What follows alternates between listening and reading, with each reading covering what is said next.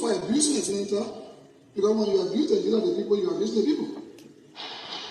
But apart from that, he has done physical work that is so visible. He has a medical center that operates the home free of charge. Women go there and deliver. Those who are pregnant, free of charge. He's doing a marvelous job that no other representative is doing. Many representatives, few of them go on the radio, they curse the leader, they talk politics. And that political sound will build a country. Yeah? And that political sound. Senator, we heard that you're going to form a coalition with the ruling party, CDC. Coalition means the political party that believe in the same agenda. So to form a coalition is not merger. So we have to finalize our affiliation with the CDC. CDC right now is not Congress for Democratic Change. Congress for Democratic Change is within the coalition of any party that believe the same thing. There are people who saying that they want to carry on peaceful protest. And how do you look at that? Protest for what? Protest for what? For the $16 billion report. Why will you conduct a carry on protest when the commission that was set by the president is yet to report? When the foreign specialist that came to investigate is also yet to get his report? Why don't they wait until they hear what the report says? I'm glad they want to know about the 16 billion. I want to know also why Ellen Johnson's son took $30 million from knockout, and she came out and said, "Oh, people in Liberia, don't worry about the 30 million. I'm responsible." And the so-called human rights group here did not protest. The so-called people who want to know about the money today did not ask where the $30 billion is. The international community, the first time in history, apart from the regime, that received more money than any president in history. Their regime of Madam Sele received $6.4 billion for the reconstruction of Liberia. Where the money went to? They brought in the cronies, they were paying $25,000, $30,000 US a month in that poor country, and nobody talked. The so-called human rights group were receiving envelope, they were all proud. God, I didn't see them demonstrating. So that your government now went to number 16 billion, that's very good. I support it. My question is why you didn't have a 30 million, why you didn't protest?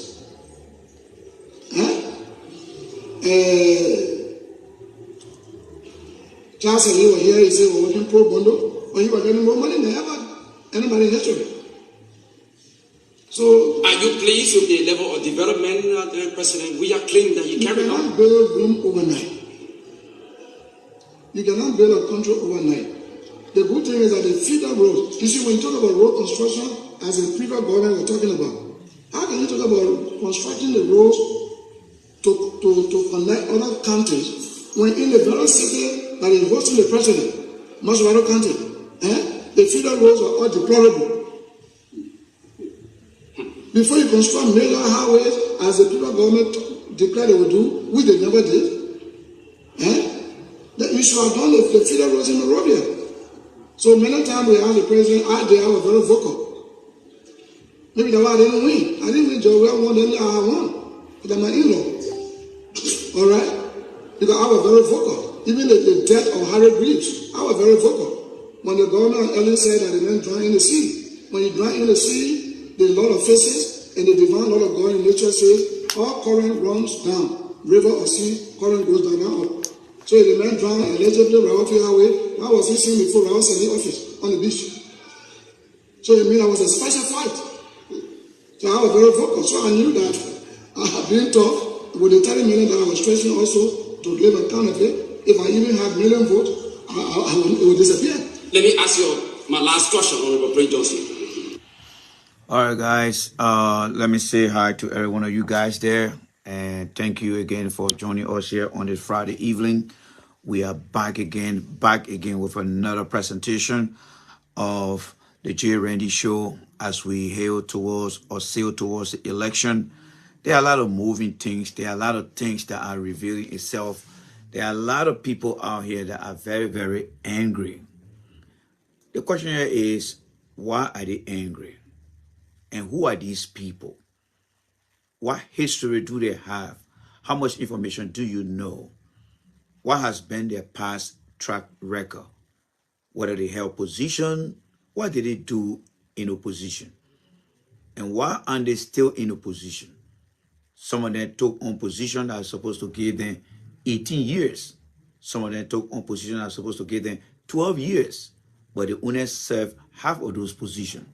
And then today they are back here now, and they are trying to point out things that they never even talk about.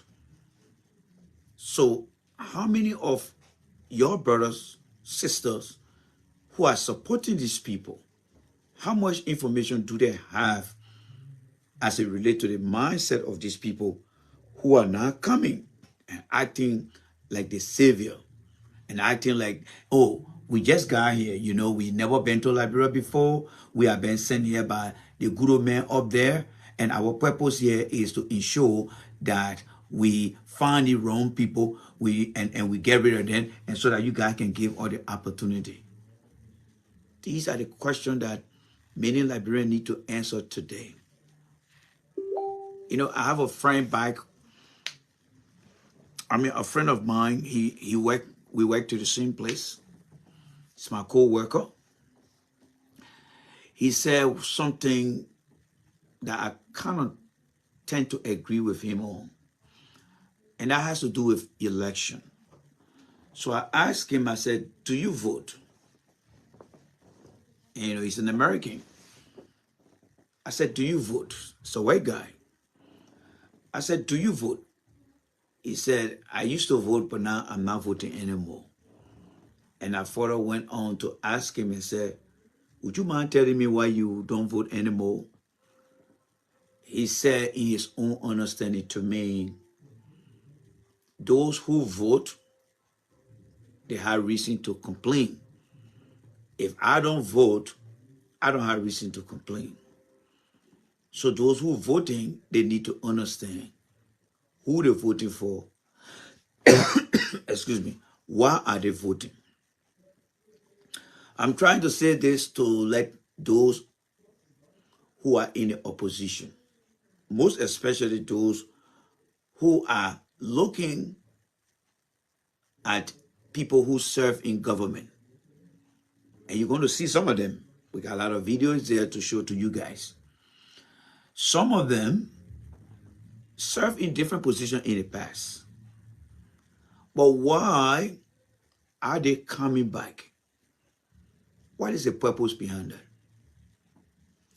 Let's listen to Prince Johnson again. And I want to draw your attention to what Prince Johnson said. And why is it that he's asking again for the same unity party that he was once against. So let's listen to him. We got a lot of things here to unpack tonight. And all I ask is just your patience, because we got a lot of things to unpack here. So let's go back to where I think we're supposed to start. And let's listen to Prince Johnson again. Please share the video, invite a friend, or share it on your page or in your group, and let people come and listen to us here. All right? We got a lot of stories there for you guys tonight. So let's listen here again. This is Prince Johnson. So we have to finalize our affiliation with the CDC. CDC right now is not Congress for Democratic Change. And found a correlation with the ruling party, CDC. Correlation means that political party that believe in the same agenda. So to form a coalition is not merger. So we have to finalize our affiliation with the CDC. CDC right now is not Congress for Democratic Change. Congress for Democratic Change is within the coalition of any party that believe the same thing. There are people who saying that they want to carry on peaceful protest. And how do you look at that? Protest for what? Protest for what? For the $16 billion report. Why will you conduct a carry on protest when the commission that was set by the president is yet to report? When the foreign specialist that came to investigate is also yet to give his report? Why don't they wait until they hear what the report says? I'm glad they want to know about the 16 billion. I want to know also why Ellen Johnson's son took $30 million from NOCA, and she came out to say, oh, people of Liberia, don't worry about the $30 million, I'm responsible. And the so-called human rights group here did not protest. The so-called people who want to know about the money today did not ask where the $30 billion is. The international community, the first time in history, apart from the regime, that received more money than any president in history. The regime of Mansouri received $6.4 billion for the reconstruction of Liberia. Where the money went to? They brought in the cronies. They were paying $25,000, $30,000 US a month in that poor country, and nobody talked. The so-called human rights group were receiving envelope. They were all proud. Got incident demonstrating. So that your government now you want to see number 16 billion. That's very good. I support it. My question is why you didn't have a 30 million, why you didn't protest?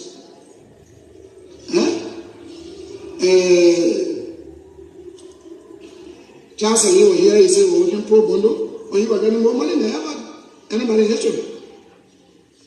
So are you pleased with the level of development, President? We are claiming that you carry on. You cannot build Rome overnight. You cannot build a country overnight. The good thing is that the feeder roads, you see, when you talk about road construction, as a previous government we're talking about, how can you talk about constructing the roads to connect other countries when in the very city that is hosting the president, much of other countries, the feeder roads are all deplorable. Before you construct major highways, as the previous government declared they would do, which they never did, then we should have done the feeder roads in Liberia. So many times we ask the president, they are very vocal. Maybe that's why I didn't win. I didn't win Georgia, won, then I won. But my in-law. All right? Because I was very vocal. Even the death of Harry Greaves, I was very vocal. When the governor of Ellen said that he went dry in the sea. When you dry in the sea, the Lord of faces and the divine Lord of God in nature says, all current runs down. River or sea, current goes down and up. So if the man drowned allegedly Rawafi Highway, why was he seen before Rawa in the office on the beach? So it means I was a special fight. So I was very vocal. So I knew that I had been tough with the 30 million that I was stretching also to give account of it. If I even had million votes, it would disappear. Let me ask you my last question, Honorable Brent Johnson. All right, so guys, again, election is coming up. We are going towards the election, and there are people out there who actually don't understand the reason why they are going to vote. But we are here to help some of the open-minded Liberians understand what they need to know. So today, just to give you guys a heads up on my activities here today. So today, I'm going to do something unusual here for you guys here. All right, I'm going to do something unusual here today. So let me drop this screen here. And you know, you guys are my people. There's nothing that I would do I will not share with you guys today. So let me see, where is that presentation? Okay, so I'm about to show you guys something that I thought would be a good gesture for you guys. So here is it right here. Okay, it's coming up. All right, this thing is coming up here. All right, so I'm just going to run through this thing here, and I want you guys to please pay attention to this. Please pay attention to this. I think I told you guys the other day that I was invited to participate in our asked to do a presentation. So I did do the presentation today. It was by way of Zoom. I couldn't travel. I think it was somewhere in, I think, North Carolina. I'm not too sure about the location. But I just want to just go over what I presented today. And then I will tell you exactly what is happening within our professional society. And it's just for your own understanding, all right? So let's get into it here. So I'm going to turn this thing around, all right? And this is a very big issue because of the election. So I just ask that you sit and listen. So let's go through that quickly, okay? So let's go through that here.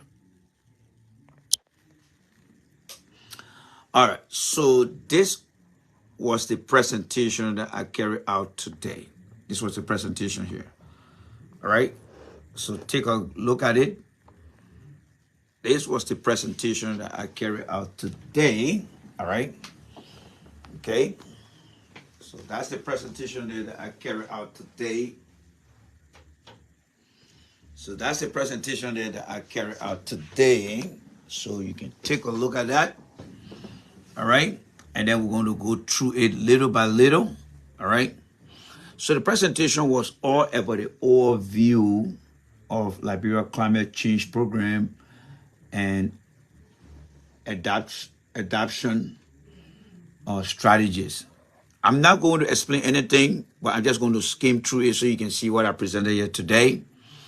So here, these were the topic that I cover, all right? And then we went through the timeline of the climate change program. We went through the climate change program continuously, just giving you a history about Liberia climate change program. We look at the challenges, the vulnerabilities, is I think we went through. And then we look at the vulnerability challenges that the country is facing now.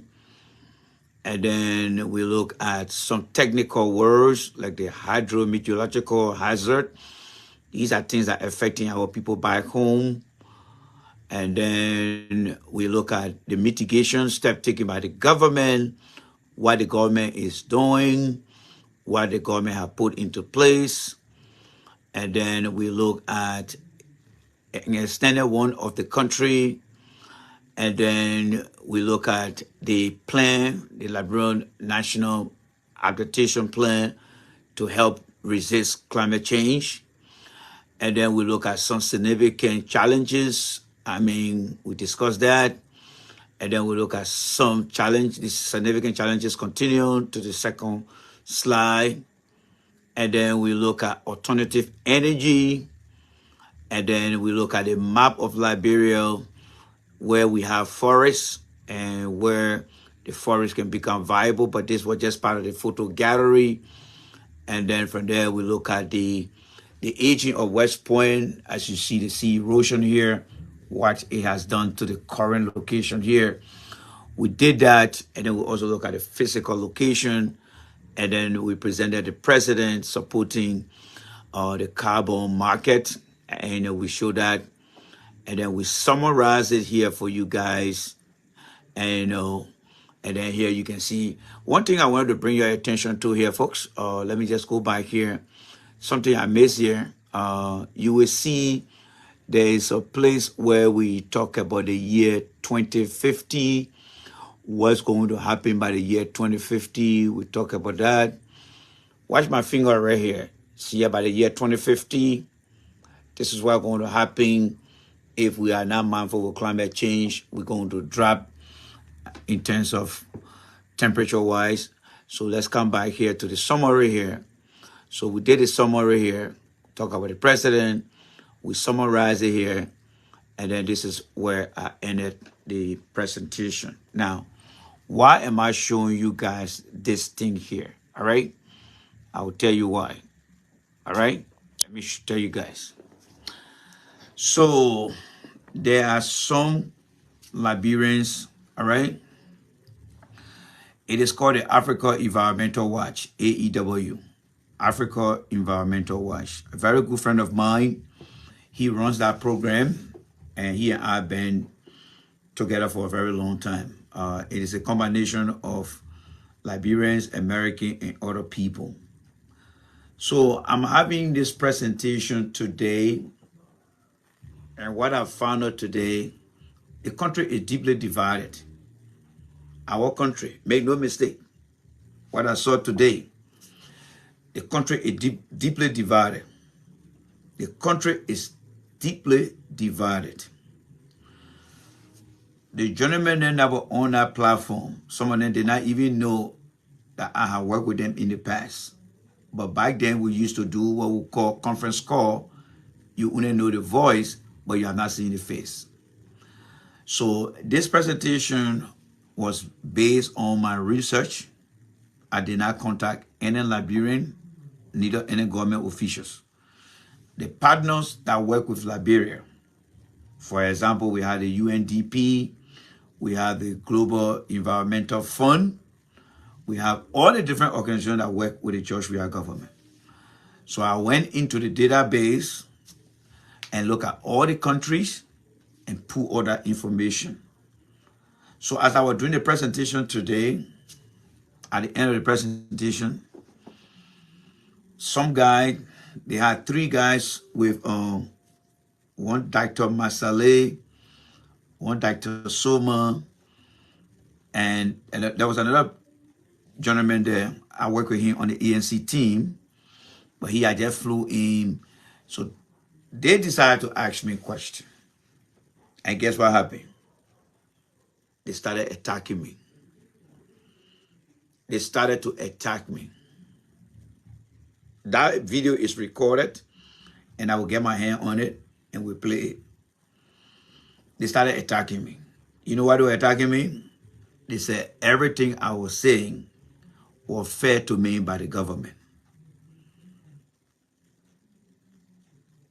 So I'm looking at myself. I said, this is J. Randy here doing the presentation on the platform. There are other people. They have Americans and they have white Americans, black Americans sitting down there and watching Liberians attacking me, saying that I represent the government. So I'm sitting down there, having done a very good presentation. And all they said, J. Randy, the presentation is very nice, but it doesn't represent what we are seeing or hearing in Liberia. And I'm looking at myself, like the American man would say, want to kick myself in the foot. I know. And I'm saying it's about Liberia global Liberia climate change. It's about how much effort Liberia is committing to climate change. It's how much effort. All right. And if somebody say, tell me about the football activities in Liberia, how well Liberia has done with football. Or somebody say, tell me about the healthcare system in Liberia, how well Liberia is doing with the healthcare. So I did that presentation today. Every one of them came and said, thank you for the presentation. It looked very great. We appreciate you for that. But some of the things that we're seeing, it actually have not reached to where it's supposed to be. And they thought I was representing the government. But in my introduction, and the guy who introduced me told them everything. But the way I presented that thing today, it clearly gave the government a very good picture. But I think it's not the picture they were expecting. They were expecting me to come and tear down the government. Tear down the government. And every one of them started telling me their story now. And that's how I got to know that the country is divided. The other gentleman, calling Dr. Soma, he said he went to Liberia to introduce a program. And then while he was introducing the program, people drove him out and said he brought in foreign degree because they wanted to establish a degree program in the country. But when he said when he went there, he went to Stella Marie University, Tottenham University. They tried to put in new programs, but the people on the ground rejected them and pushed them. Then the other guy, they called Dr. Masale, he came out and said, well, I've been to Liberia, I was there this time, I was there this time. I don't see what you're talking about in the presentation. So the guy who invited me now, Dr. Kofa, my good friend, he said, guys, I'm sorry. Randy that I know, you don't know him. Randy would tell you things just how he see it. And he's not the guy you need to be beating here. What Randy has written here, you heard him. He said not everything works. There are something that need improvement. So as he was speaking, I'm looking at these guys call themselves doctors. And I'm saying to myself, these guys sit in the country. They're not coming up with any research. They're not coming up with any PowerPoint presentation. They are not setting themselves out there. They don't have the strategy to engage the people. But the moment somebody make some type of presentation, they want to come after the person. So I got into my historical form now. So the guy they called Dr. Dr. Soma, he didn't know that in 2012, he and I worked together. The program he was carrying to Liberia that became a failure, that particular year, I did not go. I did not go, and I never went to Liberia. The only thing that blessed him, I could not reach my hands on that document. I was going to show you that document. But I told him, I said, I reminded him, I said, Dr. Soma, in 2012 to 2013, you had a series of conference calls, and you were running program through Stella Marie to get to Tottenham University, and you wanted people to go during the summertime in America to go and teach. He said, that's you there, Randy? I said, yes. He said, oh my God. And then I said, look, the post-war Liberia we live in today is not like the society many are all left from back then. I said, if this conference workshop we have here, if they were live on Facebook, if you get 10 people watching, you're lucky. Because the current generation on the ground are not interested in these things. And one of the ways that you can draw people's attention is to study the current attraction that Liberians are glued to. And that is the social media. I say, you see, for me right now, I am a social influencer right now, aside from my professional career. And the way I'm developing this is establishing myself in the political space. And little by little, I can start to insert into the current generation mindset as to what my true target is. But I will always give them some of my interested targets. But if you leave from here and just go into Liberia, I'm not surprised that you came back like that. Because if you think what you have purpose in your mind is just going to just blow down into the mind of the younger generation, you're going to be wrong. And that's the mistake many of you guys are making. And I told them, I had a conversation with the finance minister. We discussed these things. And then again, Dr. Morris came in and started to reiterate that. And then it came to myself. I said, okay, so what I did, I shared my screen with them, opened on my web page, my own environmental consultancy. I showed it to them. They went through it with me.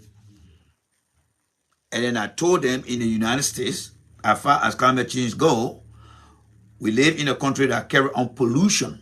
We pollute the air. Our set of rules here is different. We have to put in place different equipments, different program to be able to prevent more pollutions. And I told them about how the earth move around to spread the pollution in the road of Africa and Liberia place. And with that, I'm very challenged of not leaving the country here to go to Liberia. And they understood that. But what I took from that today, that there are plenty of people that are better today.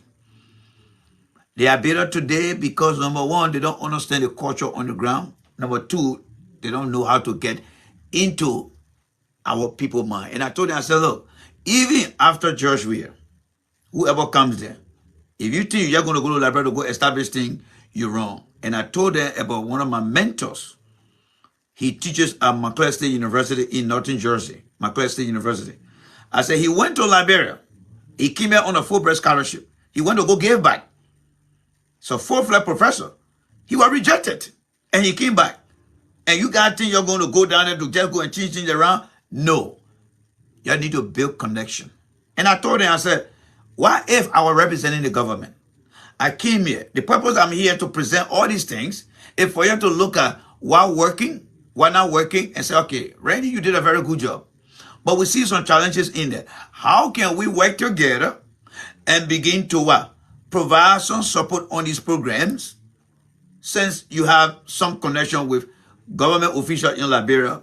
No, they didn't take that route. They came strictly to attack me, thinking that I work for the government. We got a serious problem, not just in Liberia. It's right in this country. And anywhere you find Liberians. So their politics that we are playing, it affects people in so many ways. But I'm glad. Let me know, you guys, I don't work in an environment where there are many Liberians. I do not. But I just thought to share those things with you guys. We got a big problem going on. So to the government official out there, I would like to share the stuff with you guys. I would like to share it with them so they can get to see the presentation that I did today on their behalf. Very good presentation. They have a copy of it, and they're going to look into that and decide what they're going to do next. But the way I see that organization, if they are not really smart how to inject their views, it will be very difficult for them to go into Liberia. So let's get back to politics here. You guys are my people. I always like to share the kind of events, feedback from you guys. I mean, from what I see, share the story with you guys. But that's what we're going through here today. All right? But they clearly got to understand who I am, who I was, and other things then. All right? So we had a big talk today. They got to know who J. Randy is, and that respect was given to me in regards to that. They just thought that I was representing the government because the way I presented the facts, it was well coordinated, well laid out, and they thought I was just a guy who came from the government, and they started attacking me. I said, no, guys, I'm not from the government. I'm not from the government. And, I'm just here to do a presentation. But they got to understand later on, and they all calm down their emotions. So government official, when you're out there, the Liberians are here, you coming to attend any symposium, that's fine. And somebody said, Winston Tappet was supposed to come. I think you were very smart for not coming because they were really going to chew you up. Yes. All right. So kudos to them. We went there. We are not afraid to go anywhere where no man has gone because we are so measured in our school of thought. All right. So let's get back to real activities on the platform here. Now, we were talking about Prince Johnson, all right? Prince Johnson praised President Weah, and by the way, that interview that was done in 2019, Prince Johnson had praised President Weah in so many shape and form. There are many reasons why Prince Johnson is so concerned about. Many things he's so concerned about, and we will share some of those things with you guys. So let's get into another episode here of Prince Johnson. And then you saw the first part where he praising the president. Today now he claimed that he is not friend to the president. But let's listen to an audio here. There's a reason, all right? Let's listen to the audio here of Prince Johnson, all right? So ready? Let's go. He doesn't go there. I can't go to America. I got visa, I want to join. But they were flying there. Like that's some plan to tie me over there by some Liberians that have been contacted to take me to a human rights court so that I can remain for election to pass. That's why I didn't go 2011. I'm not a fool, I'm a wise man. Why these settlers, these American Liberians, why they cannot even support a countryman to be the president? They will always go to take a VP from the countryside to get votes. They are looking for one of them to be VP to our indigenous family.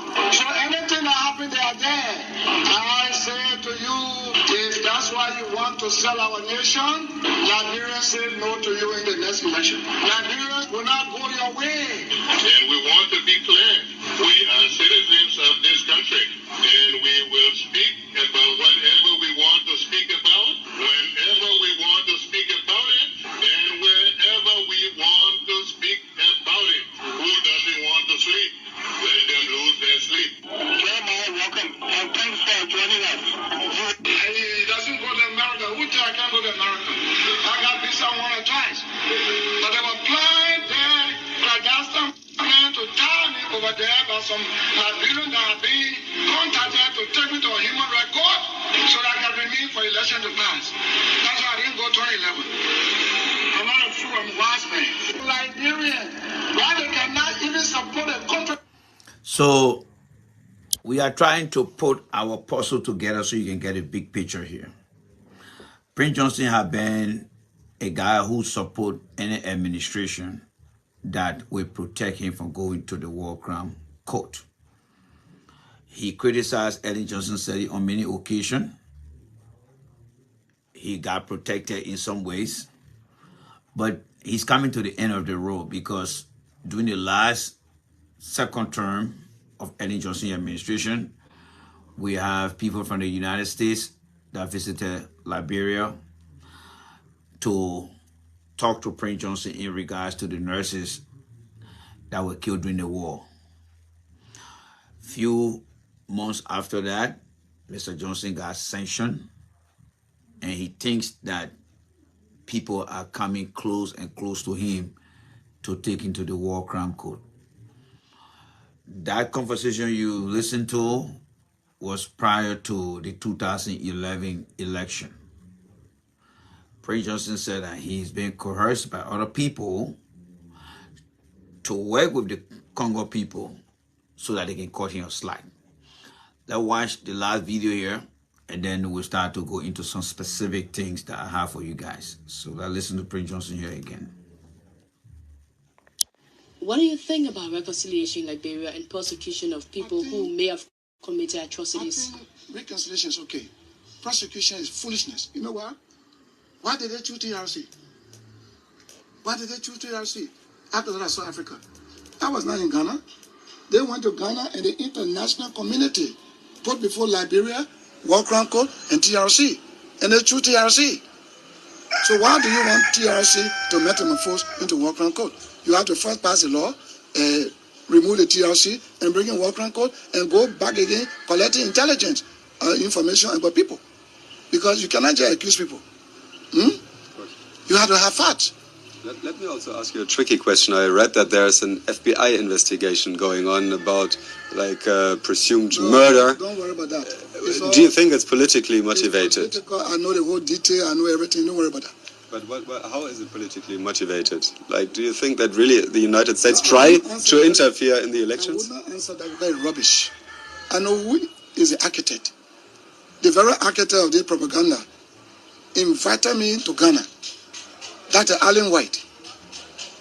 The former... Dr. Allen White, who was recruited or contracted for Sierra Leone issue. They invited me, and I met two white guys for Bernard Uri. They asked me to be Bernard Uri's running mate. Then they will move my name from the War Crime Court. Then they will move Bernard Uri's name for the economic crime, for the maritime money and so forth. So I told Dr. White, look here, are you telling me the truth here? Because if you know I committed heinous crime against humanity, why would you want to remove my name because you want to be vice president? Bullshit. Huh? If I came to remove Doe to liberate this great country from a dictatorial regime, from a tyrannical regime, and I left my function to go on a killing spree, then let me face the War Crime Court. If it is real, I go there. I'm not above the law. But you can't threaten me and put me under subjection that I must be running me to Bernard Uri. So you think there might be some interest even of foreign powers into this election? I don't think so. No? I think Donald Trump, President Trump, the United States government has said they want to see a neutral election.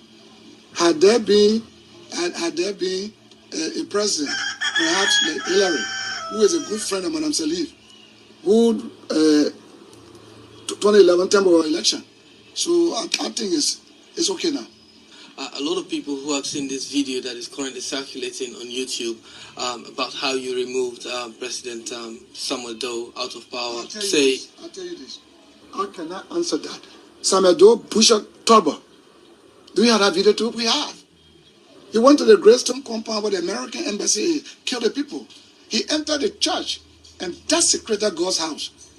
When you desecrate God's house, God's spirit moves from you. You are gone. So you pay your debt? You pay debt on behalf of the people? For every action, there's a reaction. So if there are tyrants in power, you say there has to also be some violence to remove tyrants, you know, the norms that are found in the tyrannic regime are not found in democratic dispensation. I was at your church and I was quite fascinated by it, and the education center above the church, I thought it was really amazing, and I was just thinking, is that your way of saying sorry to the nation? Look here, I don't know in what respect you are saying. After Civil War, you built the country. That's my way of contributing, not a way of saying sorry. Would you say that even if such a situation comes up again in the future, where there's really a tyrant that deserves to be killed, would you do the same thing again, or would you do something different now as a reformed Christian? A government in Liberia again that choose to massacre Liberians, they will meet similar response. Even if I'm dead or gone, they will meet similar response. If I'm alive and the government choose to eliminate my people and target my people, we will remove you. Is this also what we will remove you? If you are a dictator, if there was ever a dictator to replace Doe, to target the people of Nimba, to eliminate them, or any Liberian, to eliminate any particular people, we will gang up and remove you. All right. What do you think about record? All right, guys. So I know for some of you guys, it is hard to process, but what I'm trying to accomplish here is what Mr. Johnson just said, right? You listen to Mr. Johnson accusing the Doe administration of going to churches, desecrating, and he must face the full weight of the law. But this is the same man who, according to him, in the process of defending other people from his county, killed other people in the process of doing so. Walter Allison was not part of the government. The council robber was not part of the government. And there are many other people who got killed. So why is it when it comes to the issue of war crime code, people who wants him to go to the war crime code based on other atrocity that he has committed, why is it he is now willing to go to the war crime code? I tell you what, whatever Prince Johnson is doing today, he's not doing it because of politics or for the people of Nimba County. Prince Johnson is only doing this thing to protect Prince Johnson. So while he does anything, he's very calculative. Whenever it is determined that a particular leader in Liberia does not support him, he tends to go to the other side. You heard him, how he said the Unity Party-led government were paying their official very high salary. You heard him telling you guys that Ellen received, aside from Doe, $6.4 billion to build a country. This was something that he described, and many of us knows that. Joseph Boakai was vice president. They sat down, Joe Boakai sat down with the people in the Senate there and approved almost every bar concession. But today, that the Joe Boakai man he's behind today, trying to support. Do you want to know why he's doing that? I'll tell you why he's doing that. All right? So let's get into some specific thing here so that we can get to see it. Like I said, we got some Google video for you guys here. All right? Now, this is going to bring into question Joe Boakai credibility. All right? We're going to bring Joe Boakai credibility into this whole thing here. So let's come to Prince Johnson here. Prince Johnson told you guys, all right, that the issue of war crime code was not something that was decided. So let's get into some specific here. I'm going to turn the camera down, the light off, so we can get into some specific here, okay? So let's get into it right here. So this is Joe Boakai here, all right? This is Joe Boakai, all right? This is Joe Boakai right here. Sorry for the screen right there, all right? Sorry for the screen. We had to get rid of this one right here, all right? My bad. Hold on there, guys. Let me do something right here. All right. Let me just get rid of this on live screen. All right. Because we have to come to this guy too. All right. So let's get rid of this guy. And then we're going to take Mr. Prince White Johnson right here. And we're going to copy this. And we're going to put it in here. And we're going to light it up. There you go.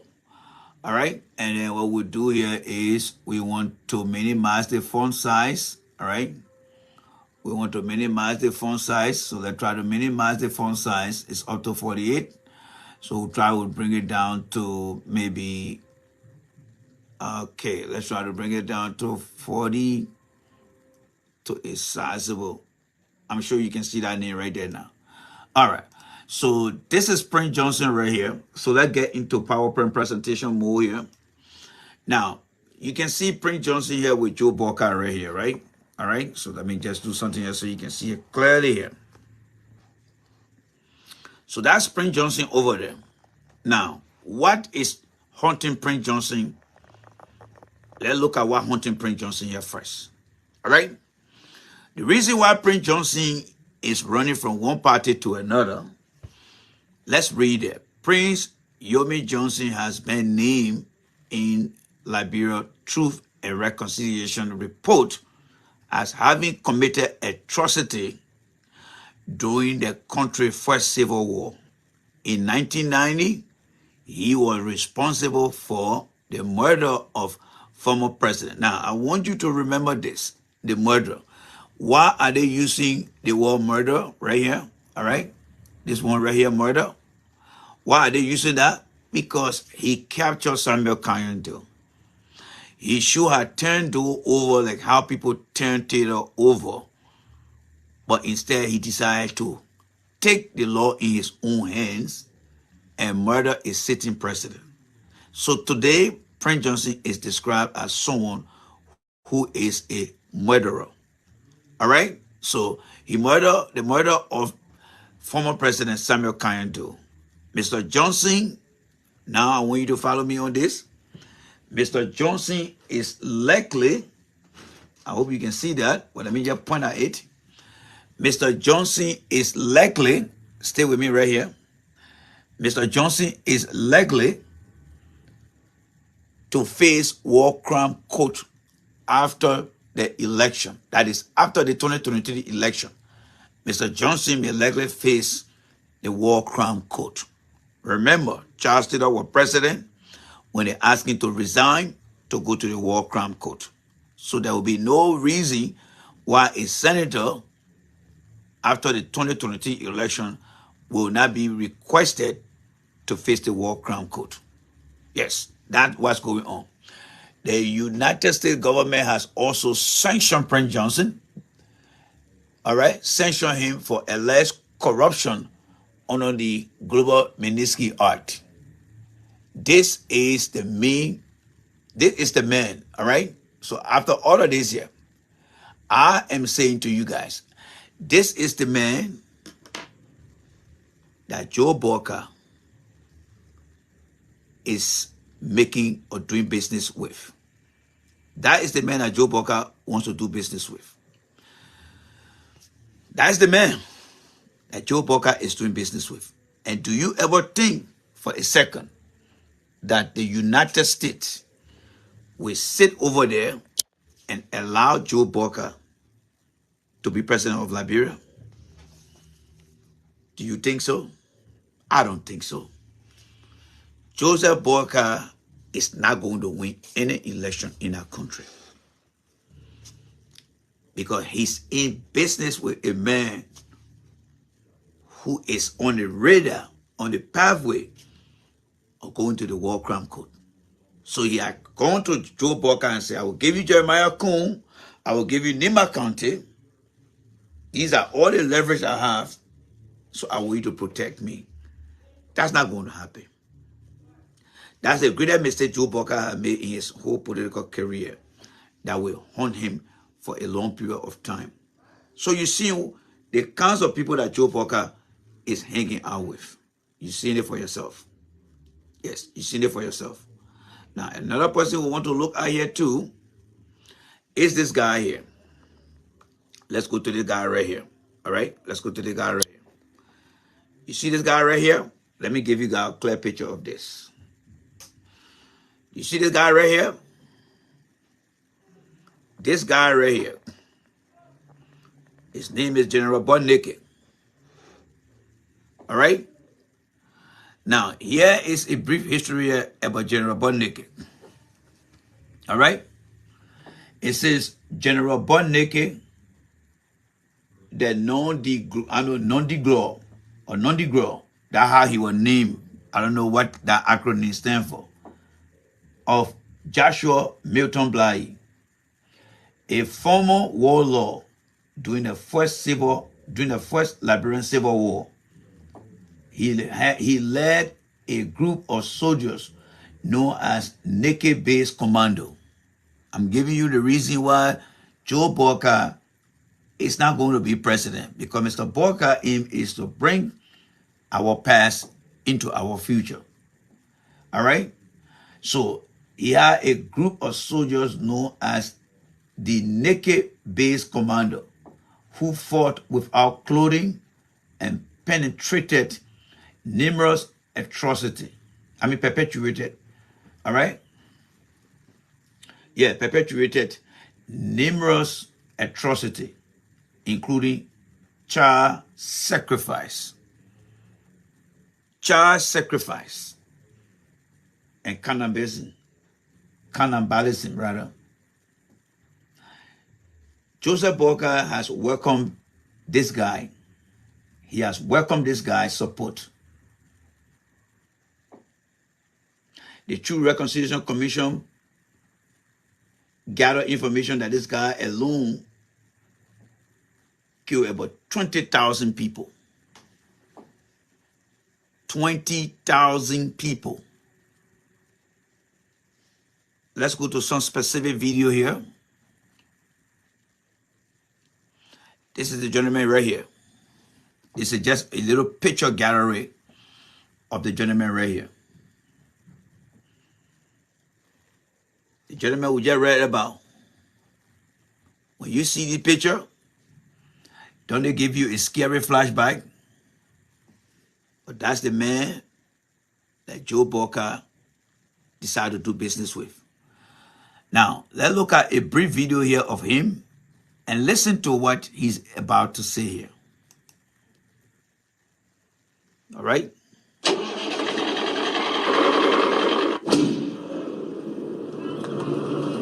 Where are we right now? This is the Central Monrovia Cemetery. Cemetery. After the war, the ex-combatants went into crime and they were looking for hideout. Nowhere for them to stay. So this is the cemetery where after the war, there was nowhere to live. So the people would come in, empty out the graves, and live in the graves. And maybe up to about 4,000 people lived in the graves. See, all these are empty.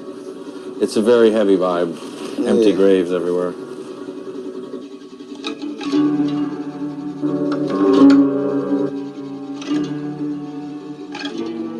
We were just at lunch. We were talking about, we ordered some ribs.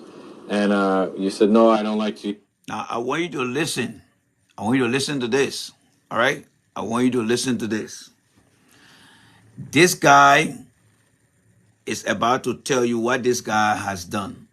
They went to a restaurant and they decided to eat ribs. But listen to the story. Eat flesh. And I said, why don't you like to eat flesh? And you told me the story about coming back from Nigeria. Could you tell us that story? Specifically, one time, I was very hungry and I saw the only thing was around was sticks, dry meat. When I took the first bite, I noticed it was human flesh. Yeah. So I washed up the pepper to be very sure, washed up the pepper from it to get the taste. And I got the taste. It was human. Alarm and police came and arrested the guy. And I told them, well, I was one of the generals in Liberia, and this is my name, and this is what we did to eat. I ate it several times before, though I'm converted now. You ate human flesh? Yeah, a lot of times. So they discovered, they saw the pictures, and they went to the internet, and they knew that, okay, it's truth. Yeah. What would you eat? Some people eat the heart. Yeah. Now, for hunger, people eat around here. Yeah. And, because it's soft or it's quick to don't. Yeah. Yeah. Yeah. Okay. Yeah. We're talking about eating human flesh in a graveyard. It's a bit weird. So he doesn't even know the guy is making eyes out of him, and he just there laughing about it. But these are the people that Joe Boakai is bringing around him. There's nothing wrong with anyone joining a political party. But looking at the people past, one good thing Sierra Leone has done, Sierra Leone, during their TRC hearing, ensured that everyone who participated in the war, they were banned from participating in any political activities in the country because they cause other people to die that didn't even have anything to do with the war. And because they were not given any sentence, including death sentence, they just prohibited them from participating in the war. You've seen the story of Prince Johnson. You have heard about it. Some of you guys have read about it, what he has done. You listen to this guy they call General Bodnike. There are so many chilling stories and things he has done. He even went to the extent of even asking the Liberian people to forgive him. But this is the same man today that because Joseph Boakai feel that he cannot win any election, he decided to insert intimidation into the election process by bringing people who want terrorize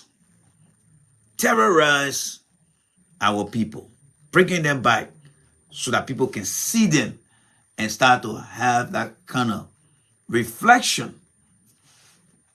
And do you think the international community is going to allow these people to get close to power? Imagine Prince Johnson getting close to power. Imagine General Bodnike getting close to power. These are dangerous people, in my opinion, based on my observation of their past, that should not be close to power. When Ellen was in power, she worked with these people, but she kept a distance. She ensured that they were not in the limelight of many Liberians. Because these guys are like buku men. American men say the bookie men. But Joseph Boakai is making the guy to be parading the street now. And this guy who once called himself a pastor is now coming frequently now on Facebook, on social media, and taking people's mind back to the days of the war. Every time he comes to speak, he's saying things that taking people's mind backward. Those of you who support Joe Boakai, they may continue to talk. Investors know about him. They are getting scary all the time. They are getting scary. They are getting scary. They are getting scary.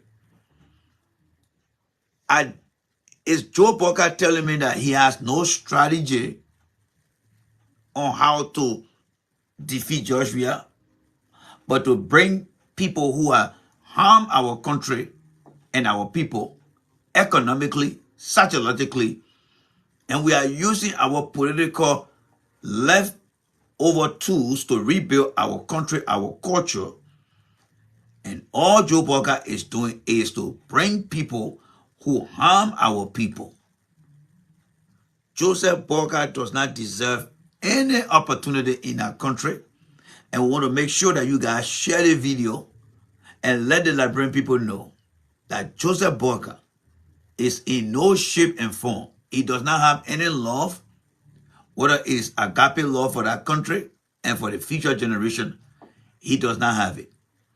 A man who has committed, you read what we just showed you guys, atrocity. And he just made an open confession that he ate human being heart because it quit to get done faster. Those behaviors are within a man's subconscious. When the peacekeeper were in our country with Ellen for 12 years, his subconscious suppressed this behavior. Weah came and managed to keep that behavior down throughout his administration. There was no such thing as General Bodnike. But only during election time, that Joe Boakai cannot run on Eden record because Eden record caused him to lose the election in 2017. So there's no way that he can run on any record. So what is he doing now? He's running on fear mongering, scare tactics, bringing people back.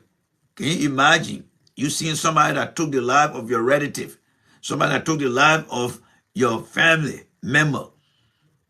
That person is coming back and being part of a political party, and Joe Boakai welcoming that person. This is what we are faced with, folks. Do we want to see Liberia going back, or do we want to keep forging ahead? Unfortunately, many, we don't want to see things that will give us flashback. But Joe Boakai is bringing the people right in front of your eyes and right before you to see them. That's how dangerous this man is. You need to make sure that the video is shared so that people can get to understand.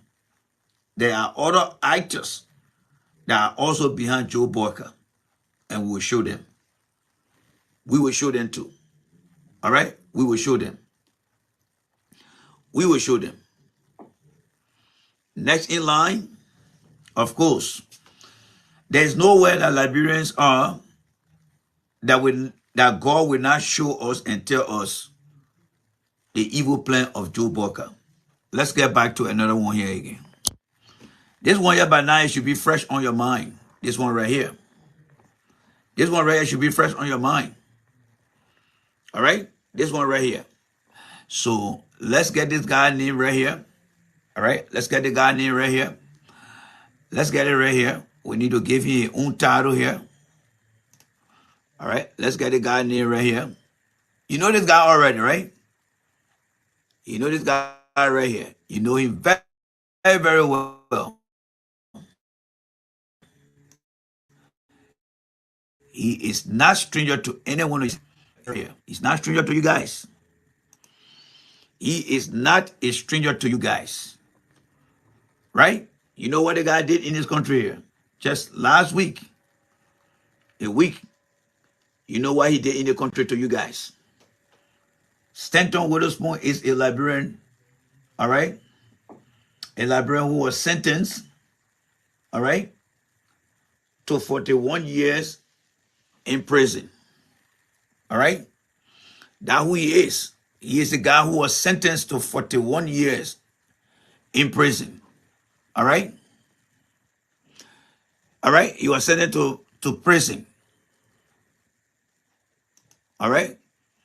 He has been sentenced. Let's just make that correction clear here. He is a Liberian who has been, or let's say who was sentenced, because that took place last week. All right?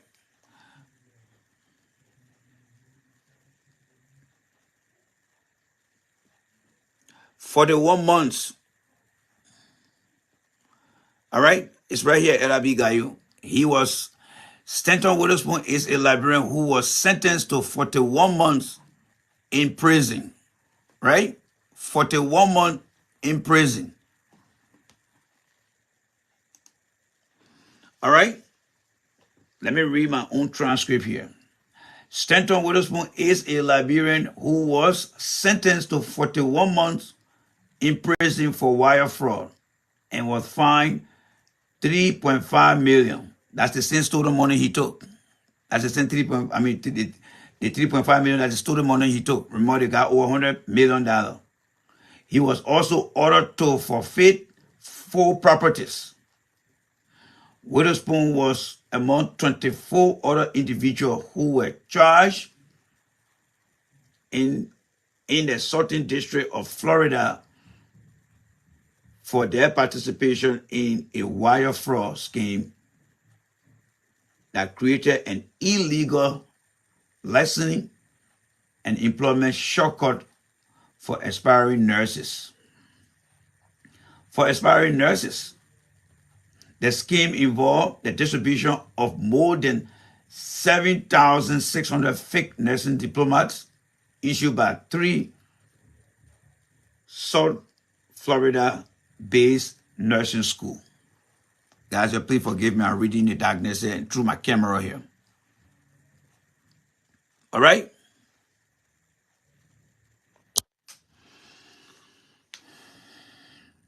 That's what happened. These are the people that Joe Boakai got in his circle. These are people that Joe Boakai has in his circle, ladies and gentlemen. As you can see. These are the people he has in his circle. Now, you tell me, Brent Johnson gave Joe Boakai a vice president who was not part of his party, right? Gave the guy to him, and now he had control. He's very close to power. Butt naked now is all in the street, invoking spirit from the dark world, bringing back his old ways. Everything that has to do with Christianity is gradually falling off him now. And then the evil is coming over him now.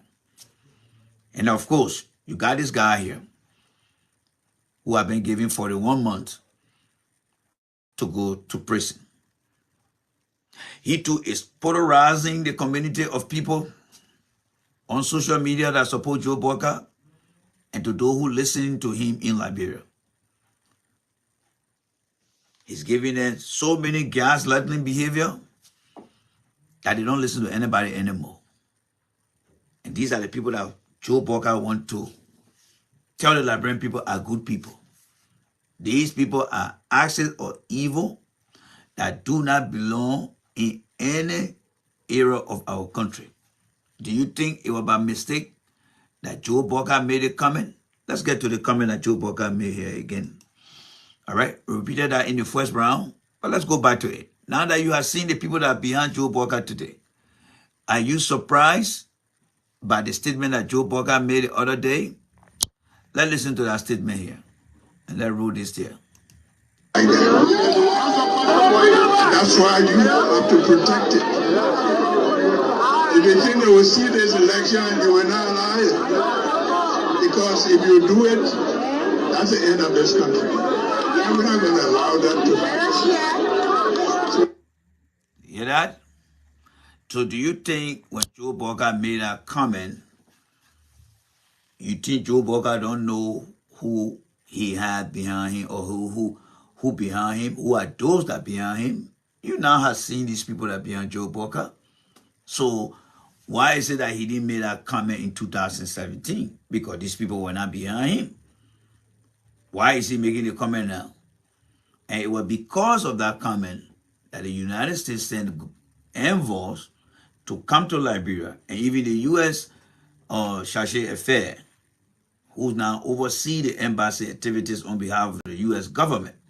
She was on 2 radio stations during the course of this week, reiterating the pathway to peace for election. But do you think they have learned it? No.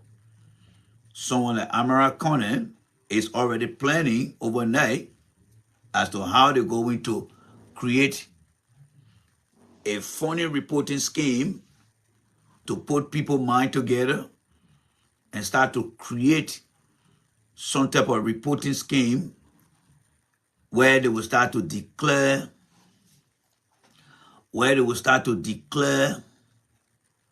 stuff like making any sort of report. They don't understand those things. They do not understand it. That is the Liberian people. That is the Liberian people. So you are dealing with a very dangerous man, and that person is Joe Boakai. That old man do not have no feeling for that country. He had no concern about the child that is unborn, and he does not care how you feel, how you think, how you evaluate the system that is taking place. And God has revealed to us many things. You got a guy in this country who is scheduled to go to prison for 41 months based on the crime that he committed in this country. But Joe Boakai does not see anything wrong with that. Anything wrong with that. But he's taking this guy to be his best friend. He see Liberians, instead of teaching Liberians how to look at ethics, how to look at integrity, to build for us a society of moral values. Joe Boakai is not interested in that. He would rather see a chaotic society that embraces people of bad character. And you know, in America here, those of you that live here, unless you live in the United States of Liberia, and not in the United States of America. But you know, that guy they call Witherspoon, nobody going to look at him in this country and trust him. Nobody, because of the crime that he has committed against a normal society. And many of you guys who work in this country that protect your interests because of your family and your own reputation, you will not at any given time find yourself in that kind of behavior, because it will not only bring shame to you, it will also embarrass your kids, if you have some, your wife or family, and not to mention your race as a black person in this country. Especially the way people look at us here, as people that cannot compete. And because of that, you will stand with value. You will stand behind ethics. You will stand behind morals. And you will say no to that kind of behavior. But you think Joe Boakai care about keeping Liberians in a place where people will respect us? No. Joe Boakai is studying the American and other meaningful Liberians. I don't give a damn what that man did in that country.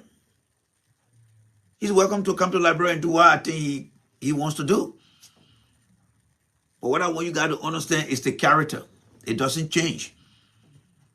It's the character. It's the behavior. The behavior he's been penalized for, Joe Boakai is rewarding that behavior.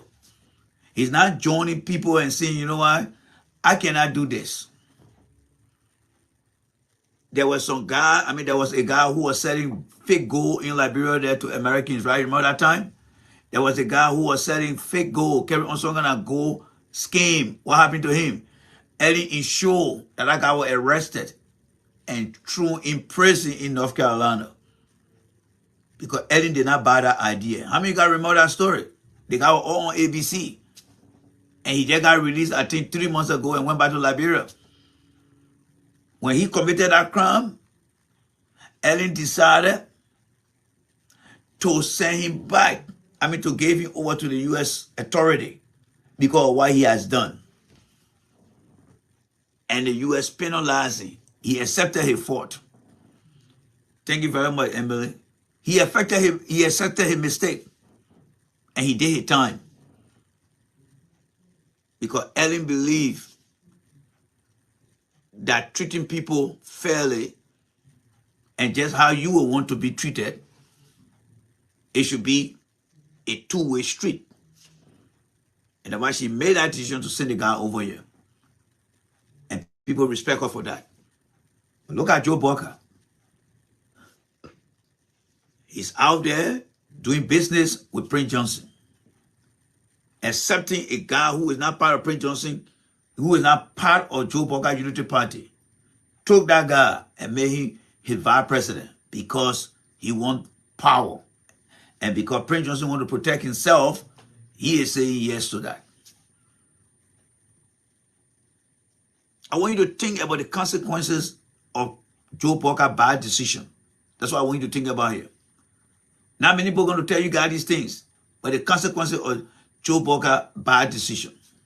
Because it could go wrong. It could go wrong. And very soon, it will be over. And with everything Prince Johnson is doing, if the election get done by Thursday next week, Mr. Weah is declared president.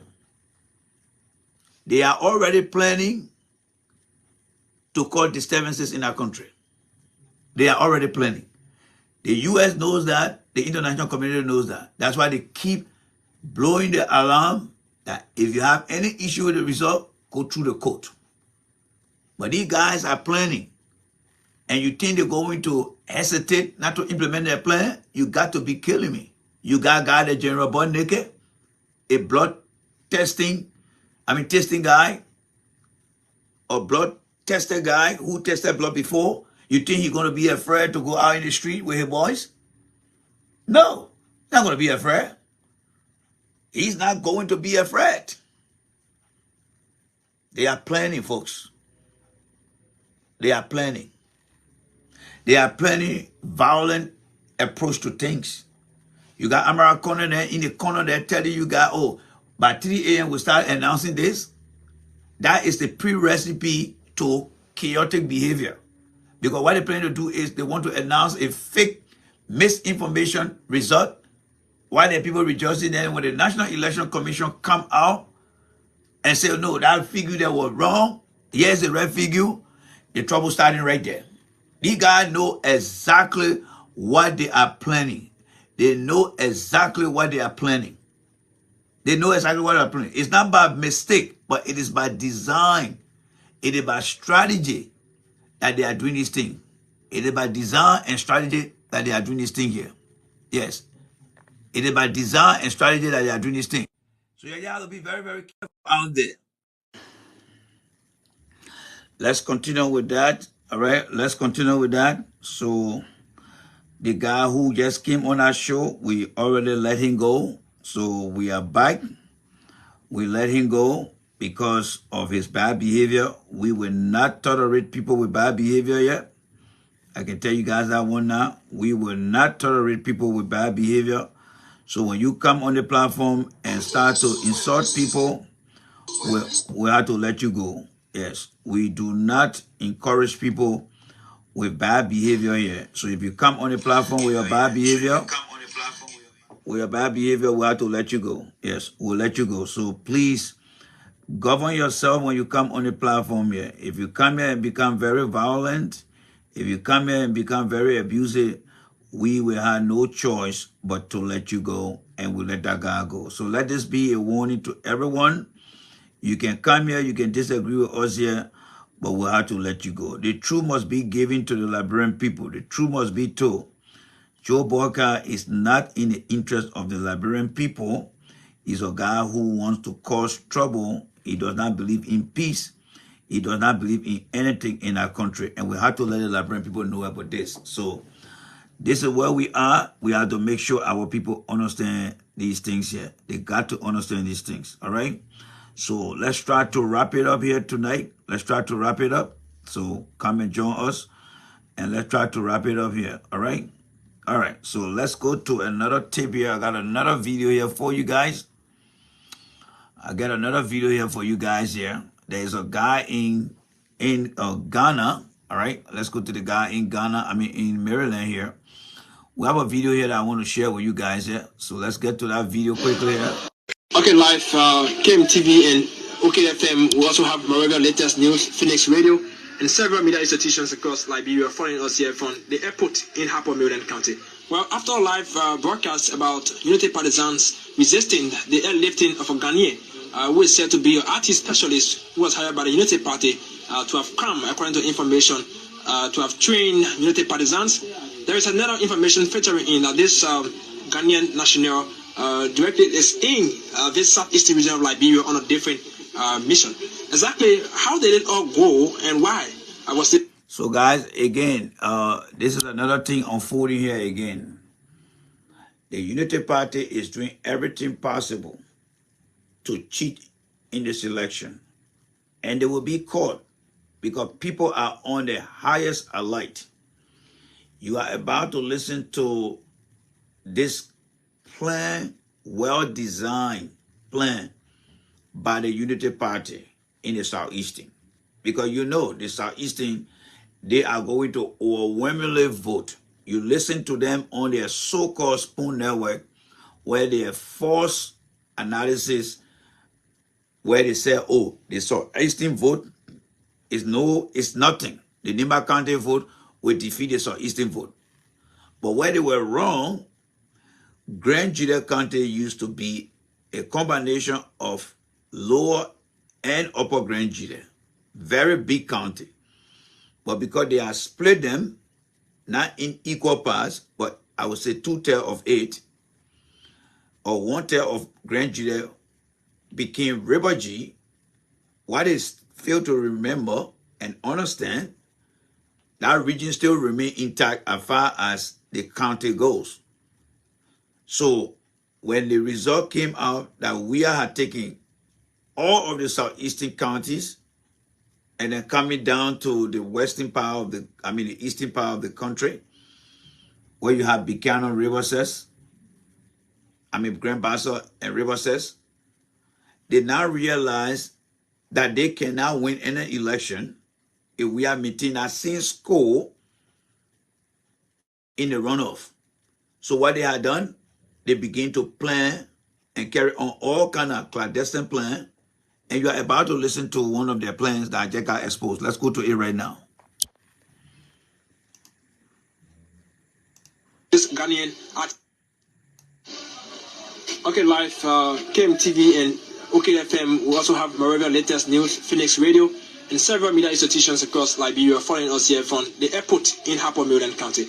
Well, after a live broadcast about Unity partisans resisting the airlifting of a Ghanaian, who is said to be an artist specialist who was hired by the Unity Party to have come, according to information, to have trained Unity partisans. There is another information featuring in that this Ghanaian national directly is in this southeastern region of Liberia on a different mission. Exactly how did it all go and why was this Ghanaian artist arrested? We don't have 106. Anyways, E.D. Jiddick and Hayes from the Liberia National Police. 106, thank you so much. Welcome to this exclusive interview, sir. Thank you. Okay. Well, we've been here this morning and too many people are concerned. Okay, live Ghanaian national directly is in this southeastern region of Liberia on a different mission. Exactly how did it all go and why was this Ghanaian artist arrested? We don't have 106. Anyways, E.D. Jiddick and Hayes from the Liberia National Police. 106, thank you so much. Welcome to this exclusive interview, sir. Thank you. Okay. Well, we've been here this morning and too many people are concerned exactly as to what's happening. I saw Unity partisans and you directed your force, the Liberia National Police and other joint security personnel at this airport. Well, as you will know, we work on information. Our strength in law enforcement is information based. And information gathered that Mr. Samson Isen Jr., a Ghanaian, entered on day before yesterday, Harper Milton County. Okay. And that he's alleged to be a software developer or a technocrat in apps production, and that it's alleged that he has come here to do something else. My task, or our task here as the election security officer, we call that ESO, okay, is to ensure that we have the process gathered as possible so as to have a level playing field. We got a call from our head office, Moravia, that this person should be located, identified, verify his identity, and ensure that he be taken to town on allegation that he's here on fraudulent basis. And so, as we are in the conduct of our duty, we spread out the information. On yesterday, Mr. Samson Isen Jr. was arrested at our Weah checkpoint in Raji. Interviewed briefly as to why was his purpose here. There were others on board with him, 2 other persons who vehemently opposed to the inquiry of the joint security as they asking a foreign national why was he here and all of that. Given their role as joint security, they thought that since this information was Moravia based, they should have the guy transported to Moravia, where people who are versed with the information as to the presence here would be able to question him. It was instructed, regarded by our officers there, that some guys in support of him full of checkpoints. So Okay. as to engage our officer to harm them in the process and get the guy forcibly away. We made contact with Moreover, and Moreover advised that we should not reach the officer, neither should we reach the person of interest. And so authorities made provision for seats on board Echo Word. But this morning, or somewhere around this afternoon, flight will be available for the conveyance of Mr. Samson. And so we came to the airport somewhere around this afternoon to ensure that we have the transport, party transported to town.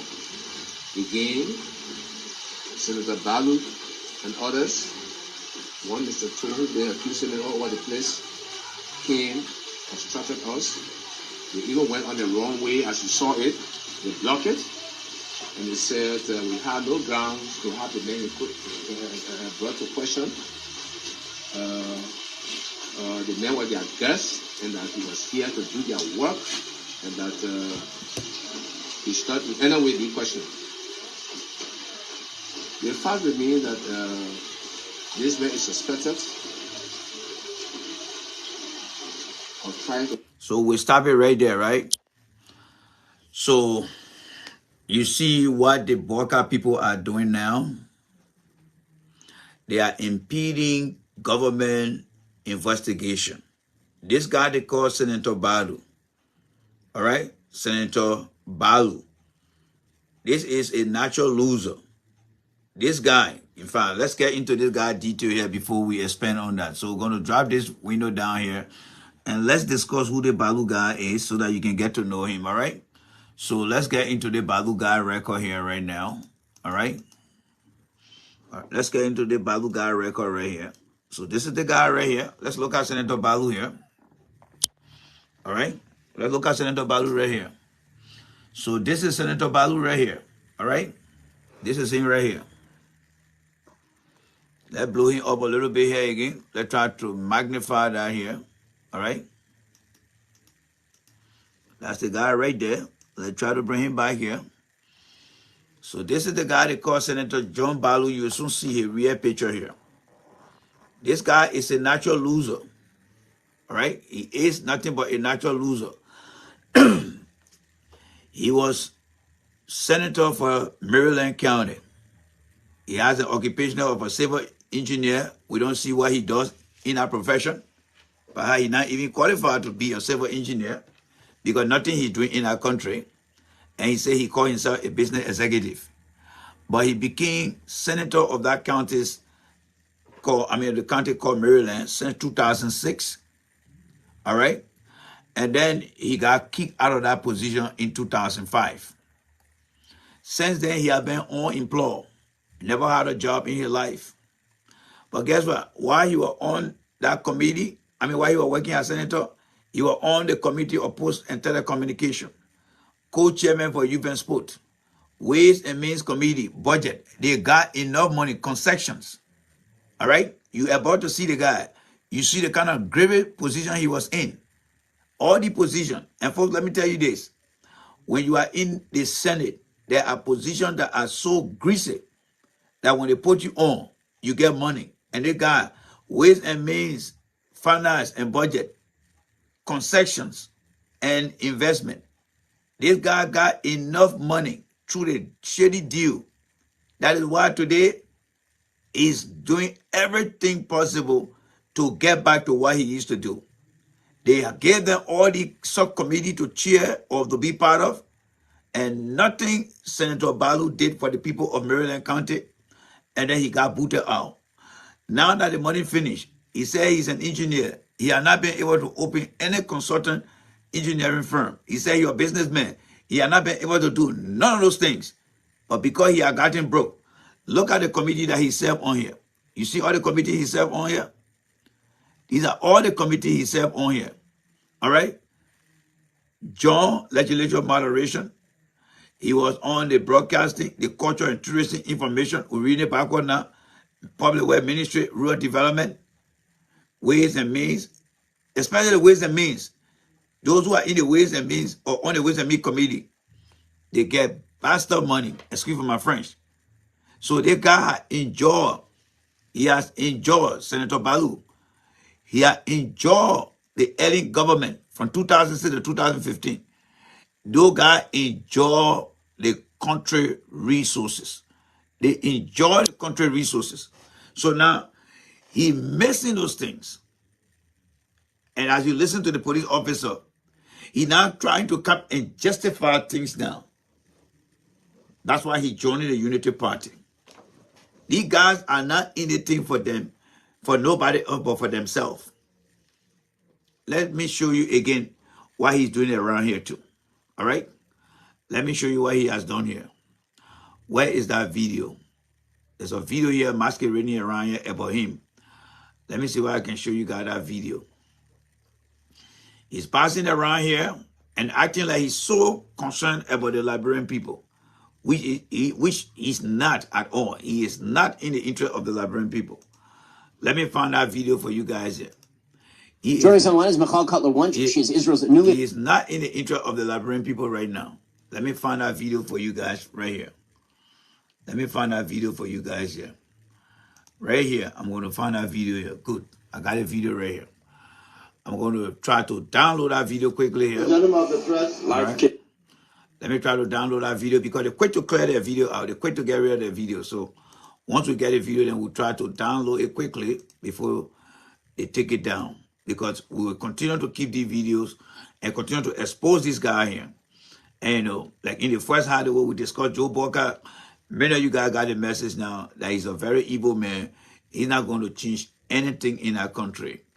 But he just want to go in there and go and get things for himself. Along with he and his cronies, they are only in there and want to get things for themselves. And that is why he's not going to win any election. Guarantee you that one right now. So let's make progress here and let's download the video here so that you can get to see the Balu guy we're talking about here. How crooked he is. of the press, live TV. He is not real. So let's try to download it quickly here. All right, it's downloading. It's not a long video. Very soon it's going to get light up. And then we're going to go back to it. So you saw the Senator Balu guy, right? You know who he is now. This guy enjoyed from 2006 to 2015. He enjoyed what he now misses. And that's why he's coming back. So yeah, you see right here. Let me show you who the guy is now. All right. He's a hustler. He's a hustler. Let's go to him right now. This is him right here. So hard time had caught up with this guy now.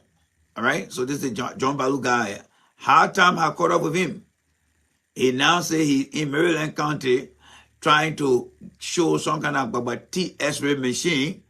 All right. That would never ever cross his mind when he was senator for all that year. Never crossed his mind that he should have done something for the people of that county. Listen to him right now.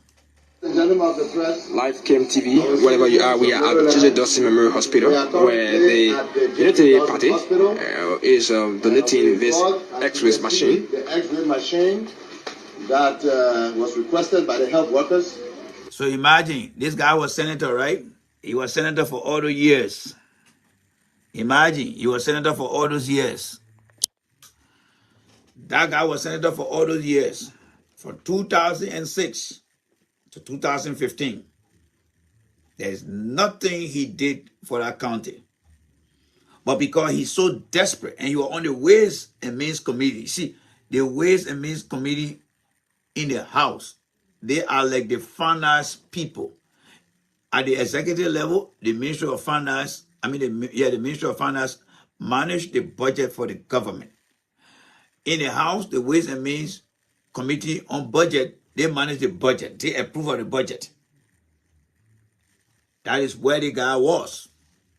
So aside from his position, he was on the Ways and Finance Committee. Nothing he did with his money. Absolutely nothing. Nothing he did with his money.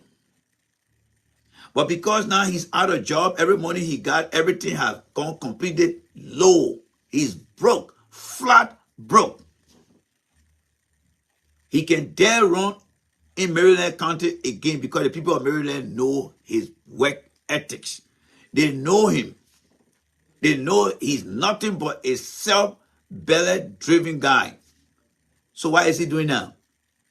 He's running behind Jeremiah Kuhn and Joseph Boakai from the same corrupt group. Remember, they were there from 2006 during Ellington, and they abused the economy. He was part of the concessions. You just saw that. I showed that to you. He had misused every penny he had. But only to come today and want to talk about a Babati X-ray machine. Watch it. To Senator Jeremiah Pankun during his visit, he had promised to deliver, and he has delivered on his promise. Can you imagine? You were senator for 9 years in that county and looking at a refurbished X-ray machine. That's the one he proud. After 9 years, that's the only thing he proud to come talk about here. Remember when the police officer who you listen to said that, oh, we were trying to get the guy to Monrovia, but former Senator Balu, that's the guy there. When you heard the police officer saying, we were trying to take the guy, the RT guy who Central said they should send to Monrovia. And he's panicking and said the guy going nowhere because he's a hustler. Senator Barney, all right? This guy is a hustler. He's nothing but a hustler. He goes around and only try to promote fake projects. All because he thinks by doing this thing here, people will give him up on the Unity Party. But let me remind you here, folks. Let me remind you about this guy here. All right? Let me remind you about this guy. Let's get back to the guy here. Let me remind you about this guy here. He's right here. This is the guy right here. That guy you just looking at there. Look at his profile right here. All right? Senator Balu. That's him right here. This is him here. He became senator since 2006. He was co-chairman. He was chairman on Post and Telecommunication. Big eating for him. He became co-chairman on youth. He became member Ways, Means, Finance, and Budget, concessions. Those guys ripped that country from limb to limb. Only to find out today that he's around here talking about a piece of refurbished X-ray machine. Listen to him again. We volunteer to offer to transport it. We deliver on our promise. We transported it to the county. Today we are here for more than a week that this X-ray machine has been in the county. We've been trying to get an appointment with the hospital to deliver it. So now, one of the reasons why he never got elected, you see what Sir Joseph is doing in our county called Masurado. Sir Joseph has been delivering for the people of that county. And that is why no matter who you are, I don't care, President Weah can bring anybody and put that person against Sir Joseph. That person will not win Sir Joseph. Sir Joseph, from being a representative to now a senator, he has done so many humanitarian work in that county for everyone across different political sides. This guy they call Jim Barney, Balu, he's not telling you that the X-ray machine been sitting over there. You think the people of the county will just see an X-ray machine and just carry it in there? No. It doesn't work that way. It does not work that way, folks. It doesn't work that way. When those machines get in there, they have to be checked. It has to be validated. So you want to bypass the hospital system, the hospital protocol, so that they can score a political point for the local people in that area. The things that he never did when he was senator for 9 years, he think within few days left for the election, that we're going to cover everything. That's what they think, because they believe that the people mind and their recollection of things doesn't exist at all. So whatever they see, they're going to embrace. But you are looking at a broke man. This guy is broke more than the church hall rat. That's who he is. Broke individual. One excuse after another. Very, very broke. One excuse after another. And today we decided we will come and deliver it. And as we speak to you, we've been here for almost an hour. And now one officer of this J.J. Dawson Hospital will come to speak to us. Just about 5 minutes ago, after waiting an hour, there is one doctor that came and said somebody will be coming. But this is what is going on here. Okay. This hospital has said to Senator Kuhn that in the entire Southeast there is not one single X-ray. Okay, so the question becomes, when you were down there, you were senator of Maryland County. What did the hospital tell you that you want to tell us now? He's not stranger there, right? He was in our county for 9 years as senator. So let's forget about what he's talking about Jeremiah Kuhn. Why can't he talk about what he did for the county? Why can't he tell you guys what he did for the county? Look, our brothers and sisters, all I ask of you guys is to share the video here. There are evil people in our country. This guy is broke. He can travel to Ghana to work. He can travel to Guinea to work. He can travel to Sierra Leone to work. There is absolutely nothing he can do right now. If I even say come to America here. So his only hope is to put politics into things. It's like they're forcing that machine to be getting to the hospital. So that he can say, yes, you see what we did for you? So you guys should give her your vote. But the question here is, when he was senator for 9 years, what did he do? We just show you his profile, right? Just so you guys started to show me. You saw his profile. So the question here is, what did he do when he was senator down there? Let's listen here again. This is what we're going through in this country under this government. Somebody has offered to deliver this free of charge. So what does it mean by this is what we're going through in this country here? You see, folks, one thing you need to understand, people who want to come and show themselves to you as savior, you need to understand who is that person or who are those people. This guy is not stranger to you guys here. He's not stranger to you guys. Let's go back to your history again. Because this is how we can determine fake people. Look at the guy here again. All right? Look at him right here. Just take a look at him. This is him right here. He was Senator John Akel Balu, constituents, Maryland County, political party, Unity Party. These are all his occupations. Became member of the Senate since 2006. He left, his term expired in 2015. They put him out. These are the various committees he served on. Question that I want you to ask him as he speaks. What did he do that he's not talking about right now? Because what you should be hearing about him, look, guys, when I was here as senator for the county, here are the things that we did. X, Y, and Z. These are the things we did for the county. But Senator left. Senator Unity Party left. Nothing the government has done. But he's not saying those things. You know why he's not saying it? Because they did nothing. They did nothing. All right? They did nothing. Keep that in mind. Let's listen to him here.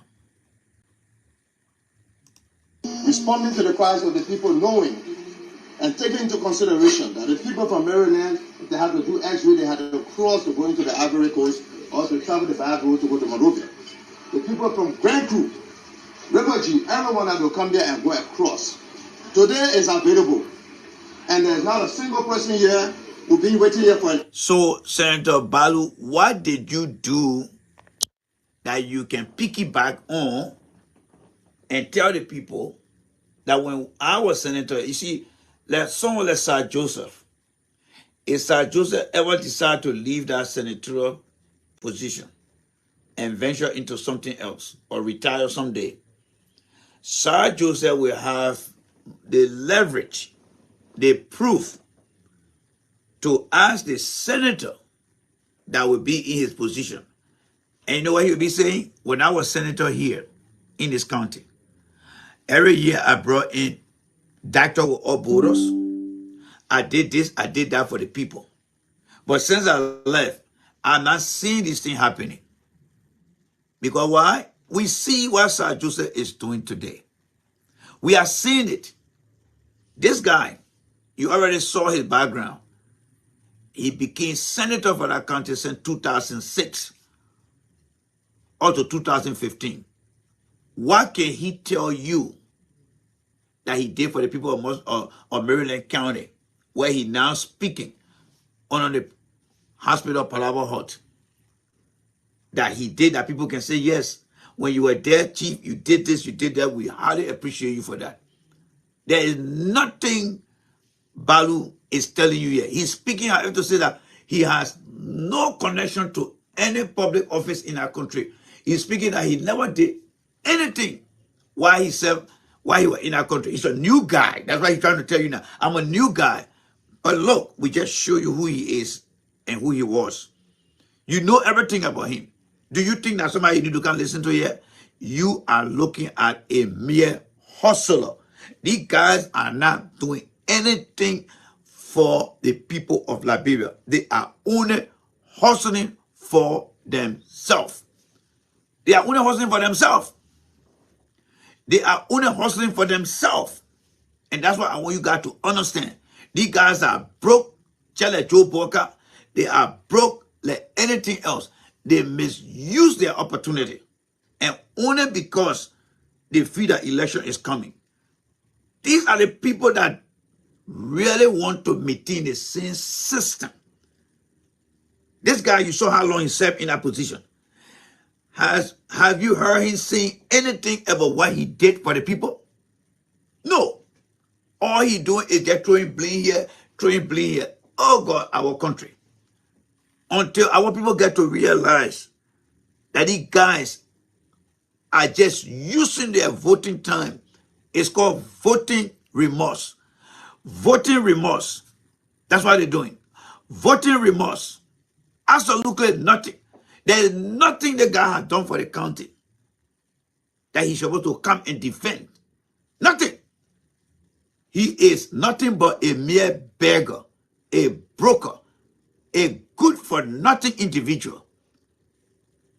That's who he is. A typical useless individual. That's who he is.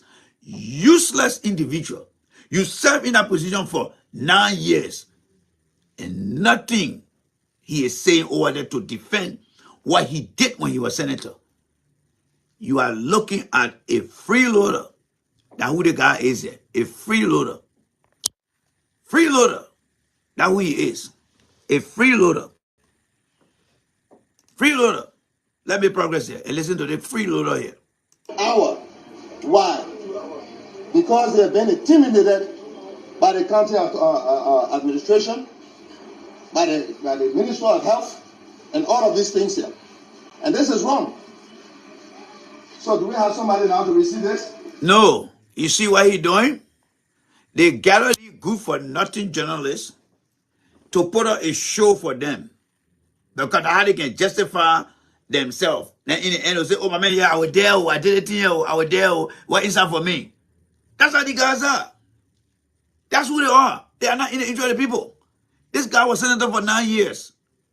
And everything he has said so far, he cannot articulate what he did while he was in that role. Because as senator, these guys were making millions. They were making millions. Millions these guys were making. Look at the bowl the guy served on. Let's go back to the bowl here again. Let's go back to the guy bowl here. Anybody that understand how the Senate work? Here's the guy right here. Chairman, committee, chairman, post and telecommunication.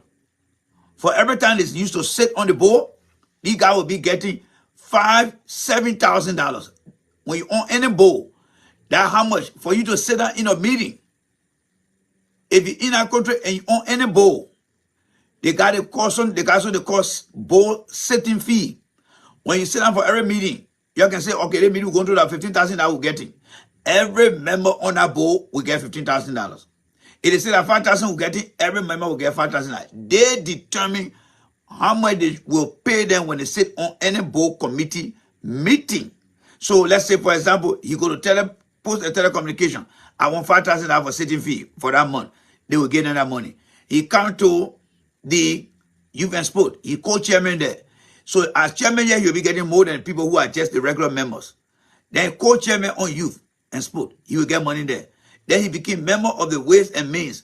When they set and make this thing, they get money. Then he was also on the concessions and investment, public works and rural development, information, broadcasting, culture and tourism. They got almost everything. This guy had almost everything. But you know why? He abused whatever he stole. He abused it. He's broke.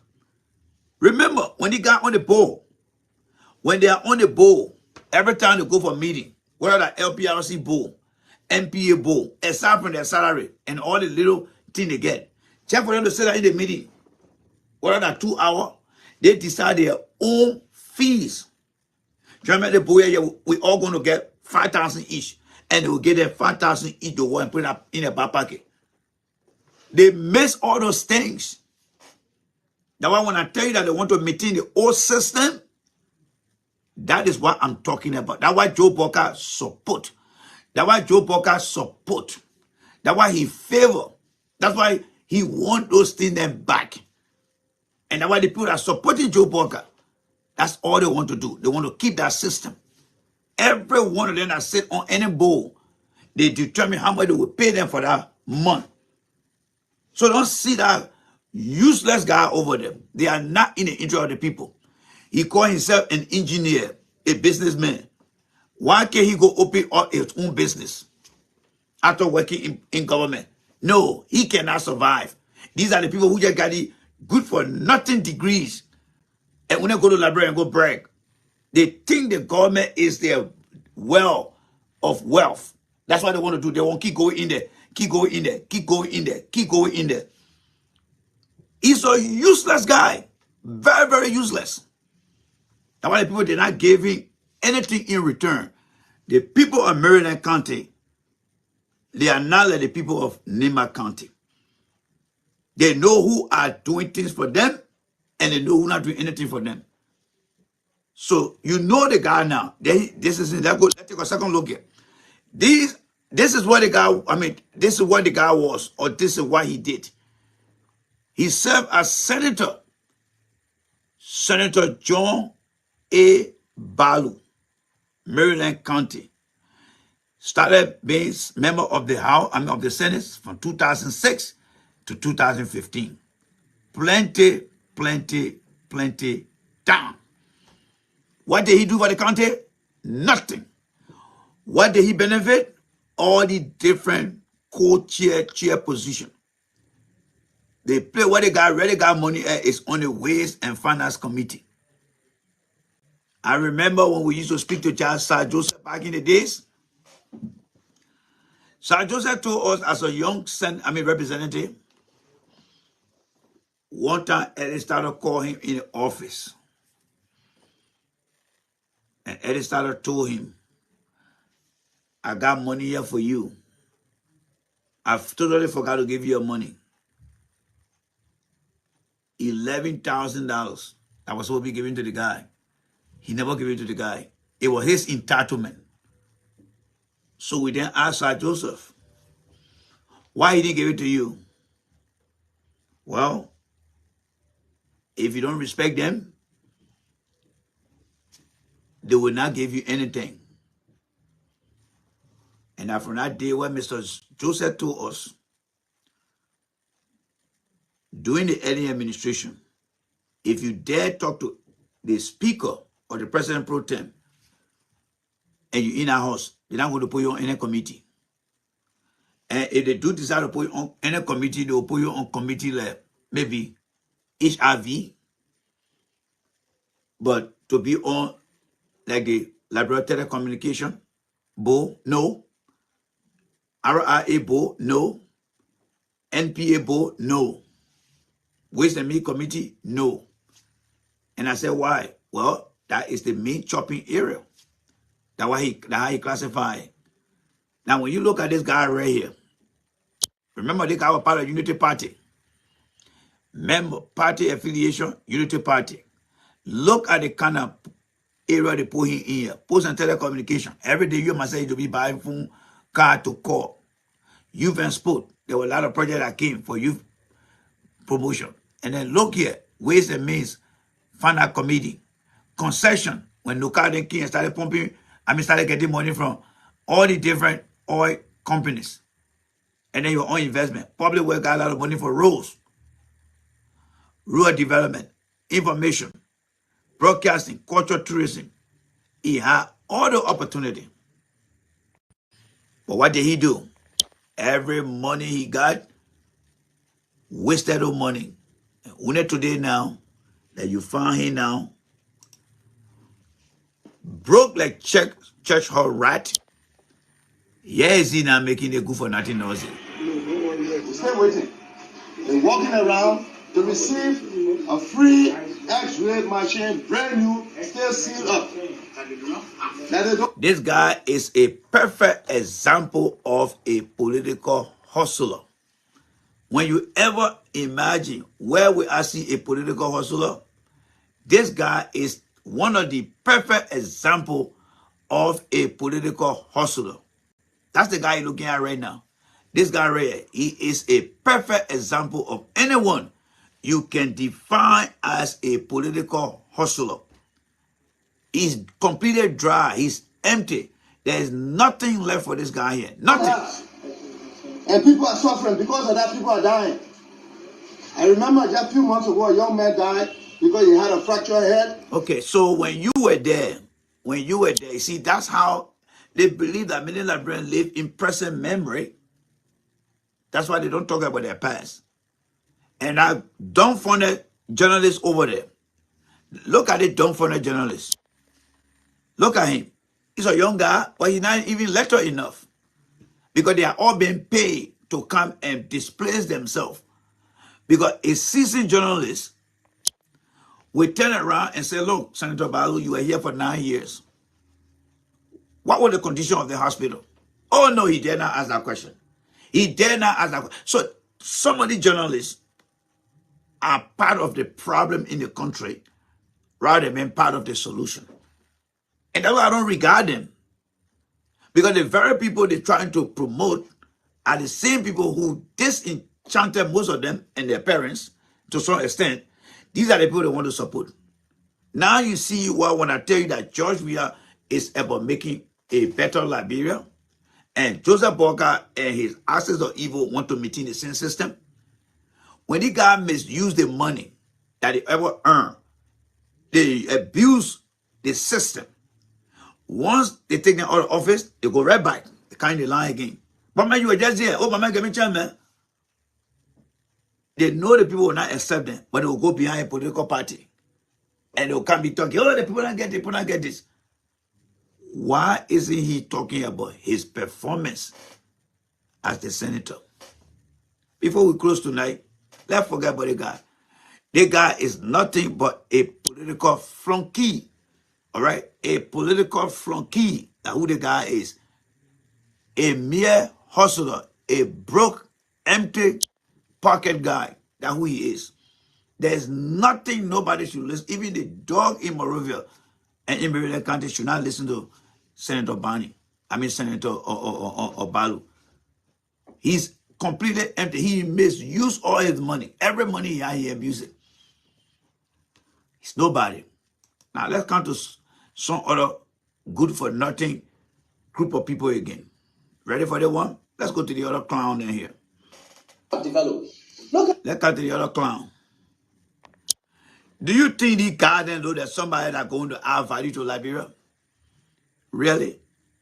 Do you think the guy going to add value? You look at the guys in here. They are only hanging on a piece of thread. And that's Joe Boakai. Do you think they know that anyone that's going to make sense? Listen to some of the nonsense they're talking here. And let's try to break it down for you guys. All right? But these guys got no character, no morals. Look at their faces. These are broke skeletons of individuals that got no hope and even no belief in themselves. That's what they are. Absolutely nothing the guy got in their life. Nothing. Make no mistake. These guys are getting old every day. They don't even have $5 in any bank in our country. Nothing. The only thing they're hoping on is to just pray that Joe Boakai be something, which he will not be. These guys, they are not they are not people of ingenuity. They got no creativities. Nothing these guys ain't got. Absolutely nothing. Absolutely nothing. These are just a bunch of hustlers. Hustlers from anywhere that are looking to gain something. Look at the kind of disinformation, misinformation. You see, what America they're planning to do is called political polarization. Political polarization. They're coming up with a scheme to lie to the Liberian people. That is called political polarization. They're giving the people misinformation. And then these two clowns here, these two clowns you're going to look at here, they are coming outside now to gaslight the political polarization that America and they're planning to say they will announce the result. Then the clowns that are coming out now with their plan by being very proactive to the kind of crap they're going to do, and then we analyze it. Just listen here. Developed. Look at 2 weeks, gentlemen of the press. Unity Party has received the most significant endorsements. Yes. When you add all those figures together, then the electoral has won the election. Yeah, the nonsense they're talking. Just because a political party candidate endorsed Joe Boakai, they are automatically assuming that everyone in a party they're going to support. That's how they're basing their math. But do you believe that? Why do people often say in our layman term, you born a child, but you're not born a heart? Today, Alexander Cummings, they gave their support to George Weah. Have you seen Yasini coming out and say, I'm going to go vote for Weah? This other guy they call, or what his name? I just forgot the other kid name. He is going to go support Joe Boakai. From what I'm hearing. Everyone from the ANC cannot going to go support. So if they clown come out, all right, these guys are clowns. These guys are a bunch of hustlers. They cannot survive in any environment. They can't go to Ghana to be out of value. They can't go to Guinea. They can't go to Ivory Coast. They are only right in a country called Liberia. They are hustlers. That's what they're doing. They're hustling right over there. Because they work for them. They work for them. There's nothing they can do. So now he coming out and telling you that based on the endorsement, that's why we automatically gave Boakai the opportunity. But the question here is, how many of the voters have come out and said, we're going to go vote? If we were looking at numbers, when we are defeated them with 0.83%, why can't we say we don't need no more endorsement? Because our number, the same number, will take us to on me, Boakai, one-on-one. Why can't we say that? Yeah, because we are got the number, right? We are won the first round with that advantage, right? So why can't CDC and the people say, you know what, we don't need no more support. Our number will still hold. Our number will still hold. But the people you're talking about, none of them got over 3%. None of them got over 3%. So what sense does that make? But these guys feel that the environment and the people they're dealing with in the environment, they think that there's false narrative, there's false logic, illogical explanation will give them reason for people to believe. But we will bore hole through those things and what we do. And we're not only bore one hole, because we're not boring one hole. We'll bore two holes in all of them to see the sun being passing through them. Because they are a bunch of sycophants, bunch of fools that I call opportunistic Unity Party people. They are opportunistic individuals that are willing to lie. Look at the other guy here that looking up here. Look at the other guy here. Look at the other guy here.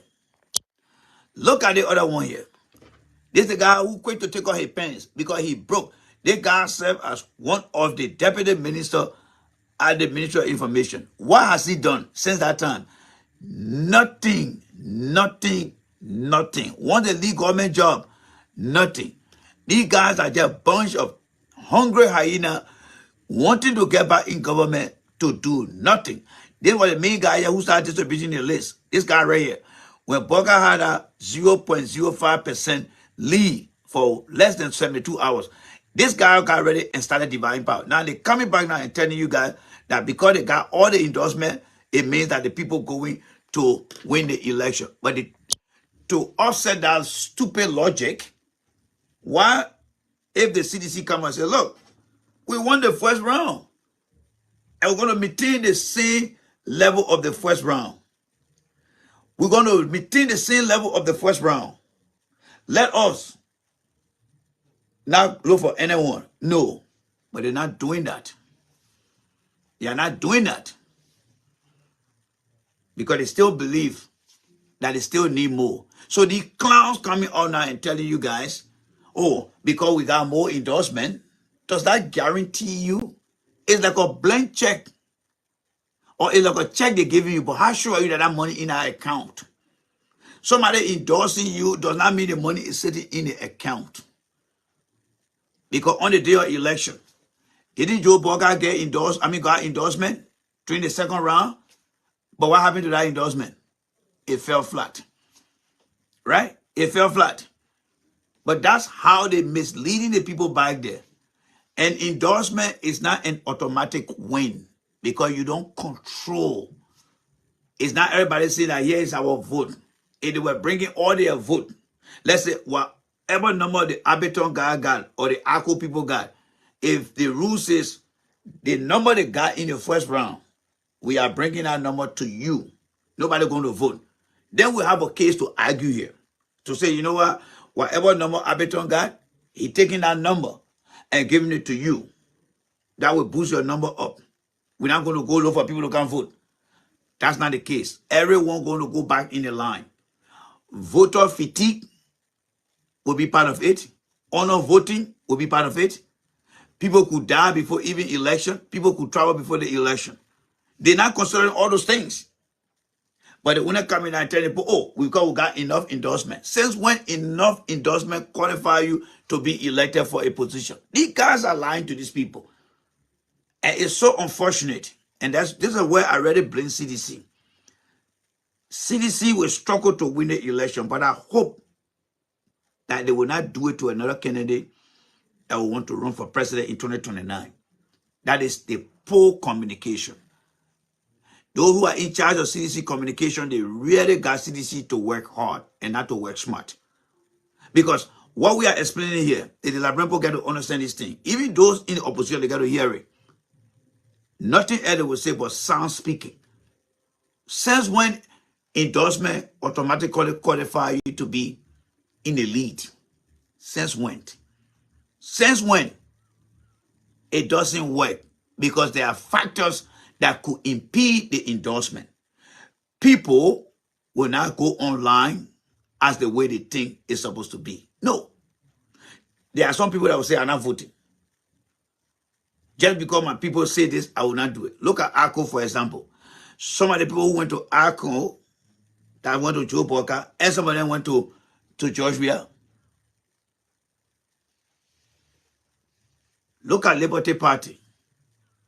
Liberty Party went and split. Some went to Cummins, others went to Boakai. Who ended up winning Grand Bassa County and Riverside? Weah. Is it because the two parties split and they endorsed the other two? Does that mean that Grand Bassa belong to either one of them? No. So the first logic the guy is using, we are actually bleaching those lies and we are destroying them. We are destroying them. We are destroying them. And if we were to look at How many endorsements George Weah got? For say how many endorsements? You see, the same logic they're using is the same thing I got there running to Maryland today. They were good for nothing, low manner individual that sit on spoon. When George Weah came up with all high 70s, mid 80s from the southeastern counties, what were they saying? Oh, all the counties in the southeastern region, NEMA number will knock it out. But that was not the case. Mr. Weah won in the end. Because with all the county Boakai won, Mr. Weah still have an edge. That tells you that George Weah is still popular. He's still popular. So if I were there, I'll be worried about the popularity of George Weah than having more of what? Endorsement. Election, there are two things happening in election. Every candidate, there are two things the voter look at. One, they love you or you are popular. They love you or you are popular. Many people love Messi, but he is not as popular as Ronaldo. That's why today Ronaldo got the highest following. The highest following because people like him. That's why most of the time on Facebook, they will always tell you to hit that like button. Because the more people like you, your stock go up. George Weah is popular. He is popular and he's still liked by the people.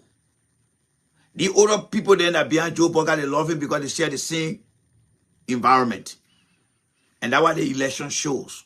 When George Weah won with that 0.83, it still shows that there are some fraction of people that still love him. Still like him. That is why you see United Party people, they know the popularity of George Weah is still high. That is why they come out with all these scams. Oh, we'll call the result ahead of time. We'll try to go out there and say we got more people who are endorsed. So they're trying to make themselves to be in the bracket that they would never find themselves in if it comes to fair competition.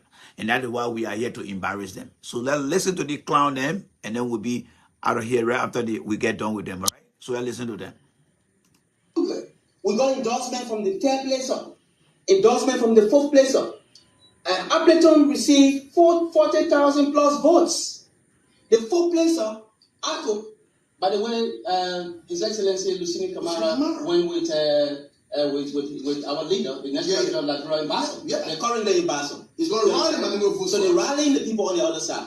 Ako received 35,000 plus votes. You understand? The party that took fourth place, the Liberian People Party, LPP, of course, of a respected lawyer, a legal luminary, Councillor Tier 1 Gonglo, received 26,000 plus votes. You understand?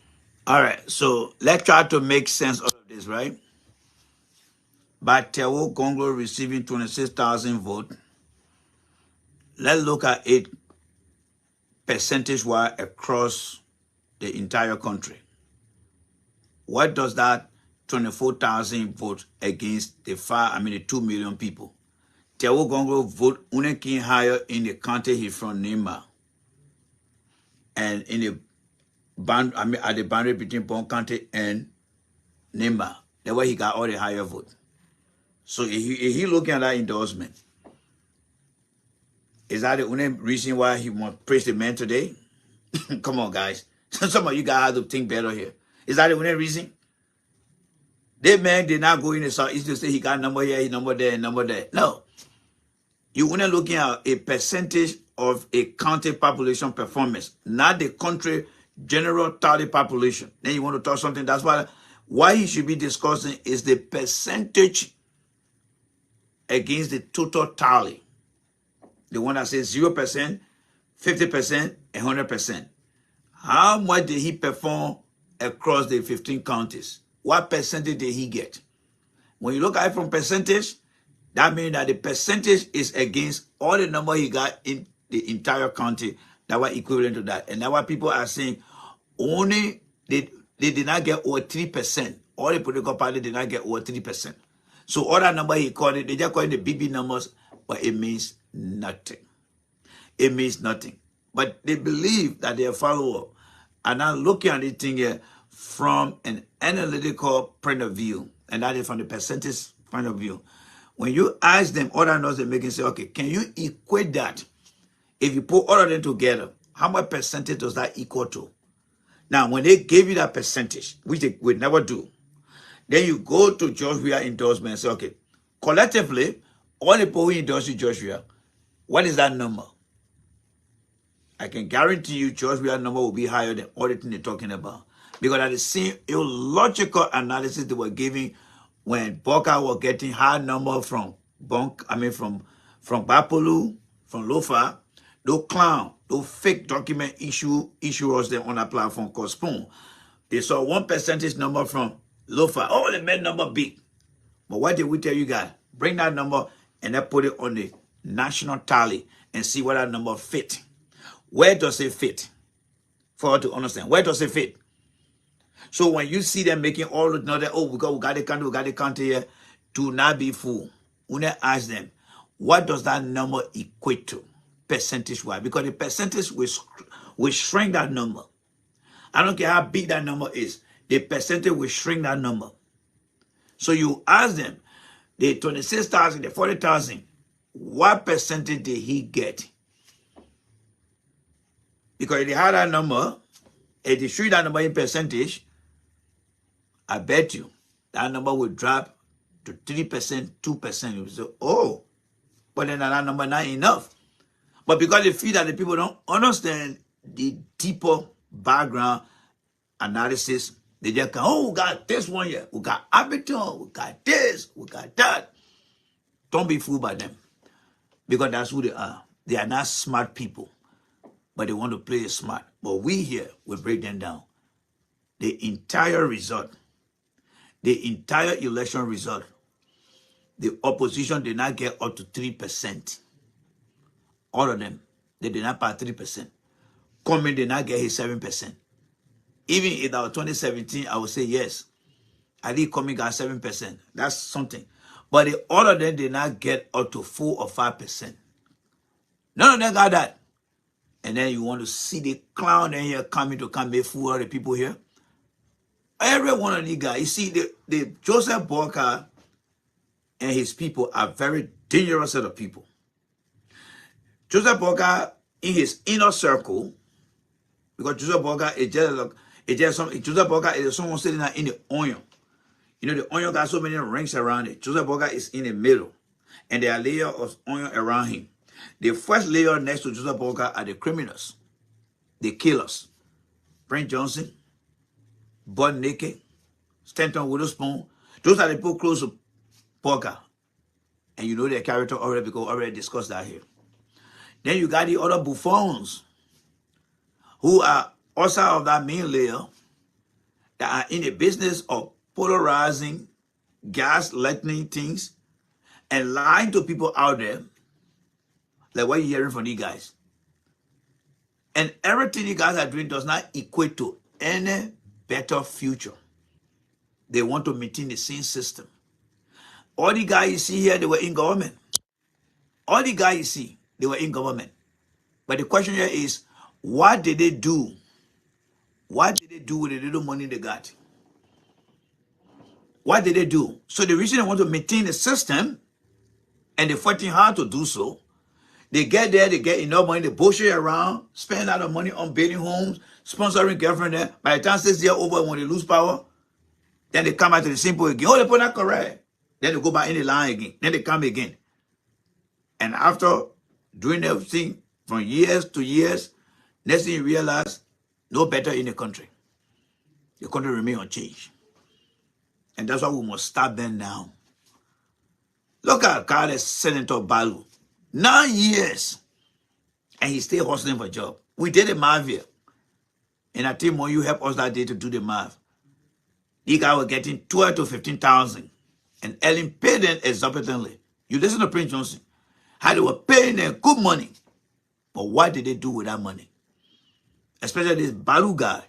He was on all the committee. What did he do with his money? Not a single chicken hut he built in Maryland. But look at what Thomas Fala doing. Look at what Sir Joseph doing. and including the Prince Johnson men that we disagree with today. Look what he had done in Nima County. And when you look at somebody like Senator Balu, want to talk about a refurbished X-ray machine, they put you just take that kind of machine, it ain't go through no equipment qualification process, and when you're taking just rush in the hospital like that. Does he understand about equipment qualification? A piece of equipment that comes from a manufacturer has to be tested. It has to go through a series of process to be put on the floor. But he just want to put to grab it now in the present while the camera out there. Yes, guys, this is what we're doing. These guys are just hurting our people with betray over betray and betray over betray. And like Joe, I can say, when will they learn? When will they learn to do the right thing? We're going to combine the two videos tonight. I'm going to play them until in the morning. Right after here, the first section and the second section, I'm going to combine both of them. We will play it for the people in Liberia. Right now, I'm going to 5 o'clock in Liberia. We replay the thing on my channel. The Liberian people need to understand this thing here. These guys, they believe that the country should remain with them. They come to power, they use, misuse, abuse the system.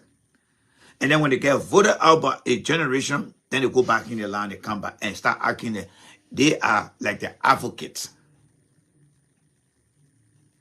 Let's listen to the clown here again. When you combine all of those, in addition to that, we have received more than, I think, 7 endorsements from other political parties, other than what I've just named to you. In addition to it. So all the political parties, it's one thing to list the name of a political party, but what percentage are they coming with? These are the guys that can really embarrass us as black people. And when other people look at us and say, does he really understand what he's talking about? Or he just saying things because it sounds good to his own lay understanding. What value are these parties coming with? We're talking about the numbers. And what does that number equate to when it comes to the percentage? Because the percentage that people gain are those numbers that he's talking about. Are they in the high 20s? Are they in the high 30s? If they're in the high 20s, 30, I will be concerned. But these numbers are in, even they are still in decimal, that is, they are 0.3%, or they are in single digit. And that's something you want to kind of talk about here? Endorsements that we receive from different legislative candidates and the ordinary masses of the people of this country. When you combine all those numbers, Unity Party has won the election. And Mr. Weah is... Wow. Wow. Wow. These guys are not going nowhere yet, and they start lying to people already. So, sedition, all you need to tell them to counter that. We won the first round. No matter what you do, we still have the edge. That's how you shut it down in the conversation. Who won the first round? With everything you're seeing. CDC won. All right, case closed. We're still going to win. We still have that edge. So all the people you putting together, they will still be chasing after us. And the people that are coming to join us, it will still be added up to our number that exceeded your number. And that's how we win you. And let's see how to argue that logic. Because your logic makes sense. You have that edge. And so you'll still be adding on. No matter who they are, you're still adding on. And realistically, the people from the Abington Party, all of them will now vote for Abington. The people from the Liberty Party, they all will now vote. So since CDC still got the edge, tell them, no matter what endorsement you get, our only thing is let all the people come on our side. Our percentage will still be increasing. So you all will be doing, catch me if you can. So when 10 people go in there, 5 people join us, our number still going up. The only way you will defeat us, unless 10 people go in there and nobody come to us, and it happen more than 20 times, then you're above us. But as long as you got people going on your side and people coming on our side, we'll be above you. Simple logic. But these guys are trained to lie. You know, Boakai is a natural liar. This is a man who lied to a fuller businessman. I don't know why he went to the Muslim church today or the mosque today. People are looking at him because the same fuller man in the town that he lied to, that he told the man the Bedigo and not say he saw the Bedigo, he now coming back to the people who he fooled, one of theirs, and said the Bedigo was not the same Bedigo. He coming back to the people. And by the way, when you look at Joe Boakai in Amor, it's like his battery failed. Because, watch Joe Boakai. When Joe Boakai is not pumping with that steroid, when he come from Ghana, they finish pumping with that steroid, he can look very fresh. His face can be looking fresh. Whenever you see Joe Boakai face looking like it getting dark, he getting darker, the battery is going low. That is the situation that people are going to be facing here. We got to expose these things. The few days, in our campaign, he was soon fly to Ghana the few days. Yeah, watch. He was soon fly to Ghana. He will soon fly to Ghana. Because the guy here waiting there without injection, you go to pumping again, after a few times he come back. You can't live like that. The old man is suffering that body of his. He's suffering that body. That's why he's doing it himself. So he went to the people most today, he sat up where he couldn't even get up. Because he was not able to get up. The battery low. He cannot do anything. Nothing he can do. He couldn't even sit down on the ground because he was not even going to get up. It was going to be so shameful that people were going to put their arm on him and lift him up. Because camera were all rolling. All right? The camera were all rolling. And so he went to the people church. To the people mosque. I don't know why he asked Allah to forgive him. Because he lied to a full businessman. He lied to my sister Vivian Lavi. He lied to a full businessman. So that sick baby go. And at the same sick baby go story he brought in 2017, he got denied. He tried to bring the baby go story back. This election, it's not working. It's not working. So why is he doing that? He's coming back now with fear mongering, fear tactics, the ability to threaten people. And at the same time, they try to polarize our election. And they try to instill what we describe as gas lighting things. They want to lighten things up by giving people more reason to hate the CDC government by putting on lies. These guys back here, they already telling you that because they get this so-called endorsement, they're giving them a check, but there's no money in the account. That's what they're doing. They're giving, the endorsement is like, yeah, the check, yo, that $500 check. Well, don't run to the bank. Make sure that check is, that money is already in our account. It's not going to bounce. So they're giving them a check that they are not sure whether when they go cash it, the money already available. So that when the guy looking at it and say, but we got check. So what we can do now? Oh, we can go buy furniture, we can go buy a car, we can go buy this. And we saying, my man, hold on. It's one thing for somebody to give you a check. But are you sure that money is in our account? They're not thinking that way politically. They just see the check, they say, oh, my man, we okay. Oh. We okay. We okay. But CDC is telling them, my man, we already got money in our account. We know we got 44,000 in our account. So whoever get all any money, we got 44,000 and change in our account. Or 43,000 and change in our account. So anybody that give us anything, we want to make sure that it is indeed, we can go cash that check because we got money in our account. They're not doing it in their analysis. They are looking at a check with money on it. But they're not seeing that this is a blank, this is an invalid check. That's why in the mail in America, when you get the mail, they send something to you, they send something to you like a check. Then you see the watermark on it say, this is an invalid check. They're not seeing that invalid, they're just happy to run away like that. And that's the false narrative they're giving to people. And then when they go catch it, bounce by, they say, oh, the people cheated, the people cheated. That's their plan, and we'll try to expose it here. All right? So let's finish all quick here, and then we'll call it a night. All right? And be out of here. In fact, I'll call it a day because we're already in the morning now. So let's listen here. He's aware of that the people of this country have already rejected him. But the biggest imagination. So where the rejection coming from? You see how they're using reverse psychology? If Unity Party had won the first round, then he has right to say that. But who won the first round? George Weah. So when he said the people rejected him, does that make sense? This is the guy who caused us eating the public money, right? And isn't he justifying it right now that he eating the public money and not even making sense here? How will George Weah win the first round and people rejected him, man? What sense does that make? Look, guys, let's just close the here, man. I don't want to give guys any kind of relevance. These guys are very, very insignificant.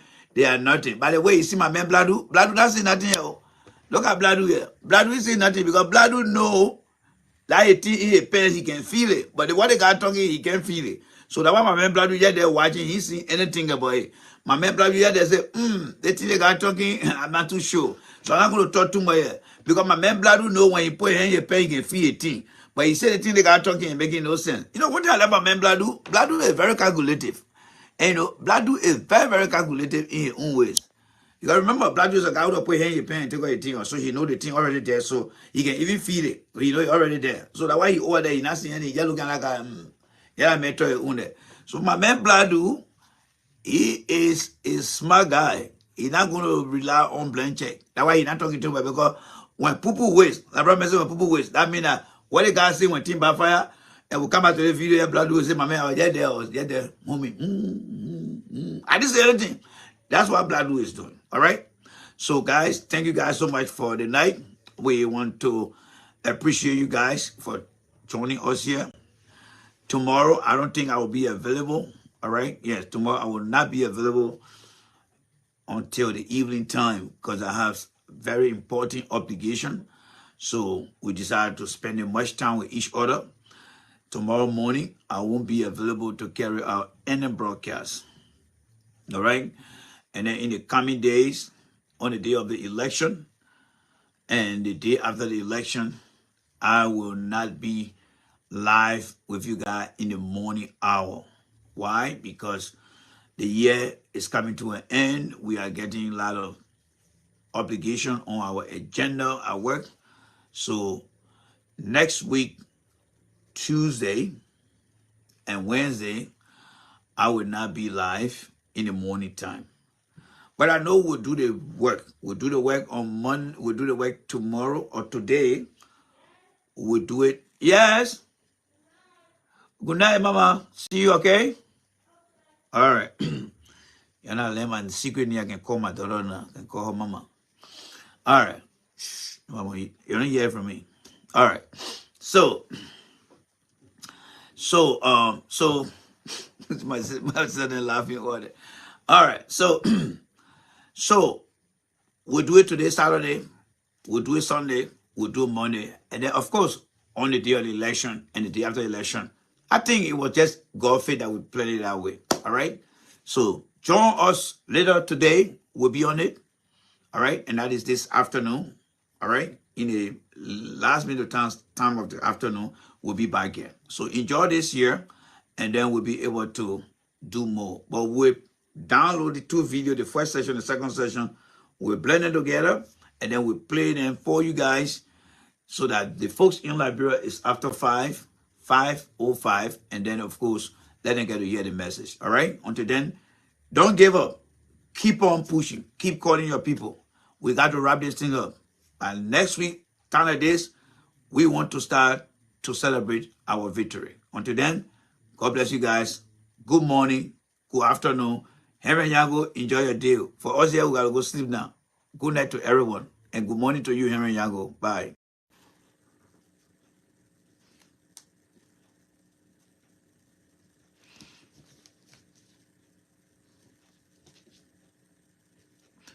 Hey guys, good morning to you guys there. This is Jay Randy here. And thank you guys for joining me this morning. It is Veteran Day in the US. So it's a holiday, a federal holiday. And I believe some state also going to observe this day. So welcome to every one of you guys. I don't know what I put in the topic this morning. I think I did. So it's Veteran Day, a national holiday, especially at the federal level. So please join me and let's enjoy the day with a lot of discussion. So let me see here what I need to do here.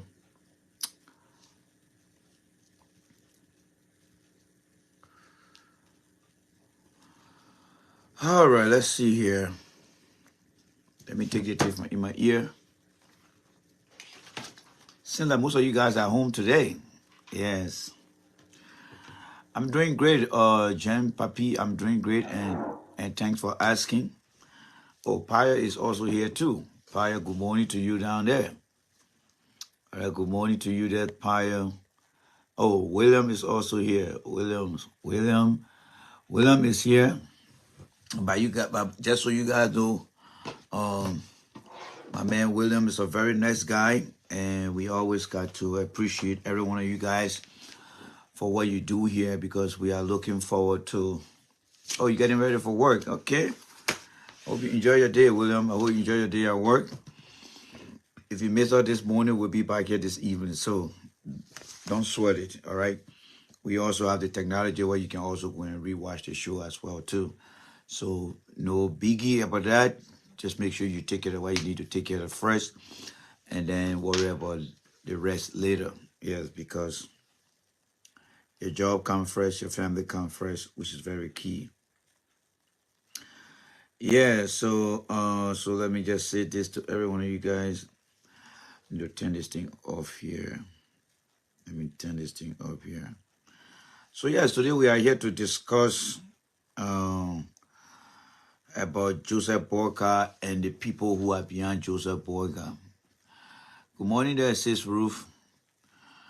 This election is going to show every one of us, the people who are in the interest of your grandchildren and your children, and the people who are in their own interest. And there is no other way to see those things than looking at your fellow Liberians who are on Facebook and even on the ground. They are willing, they are ready, and they don't care about who support Joe Boakai, because their hatred for George Weah is so strong.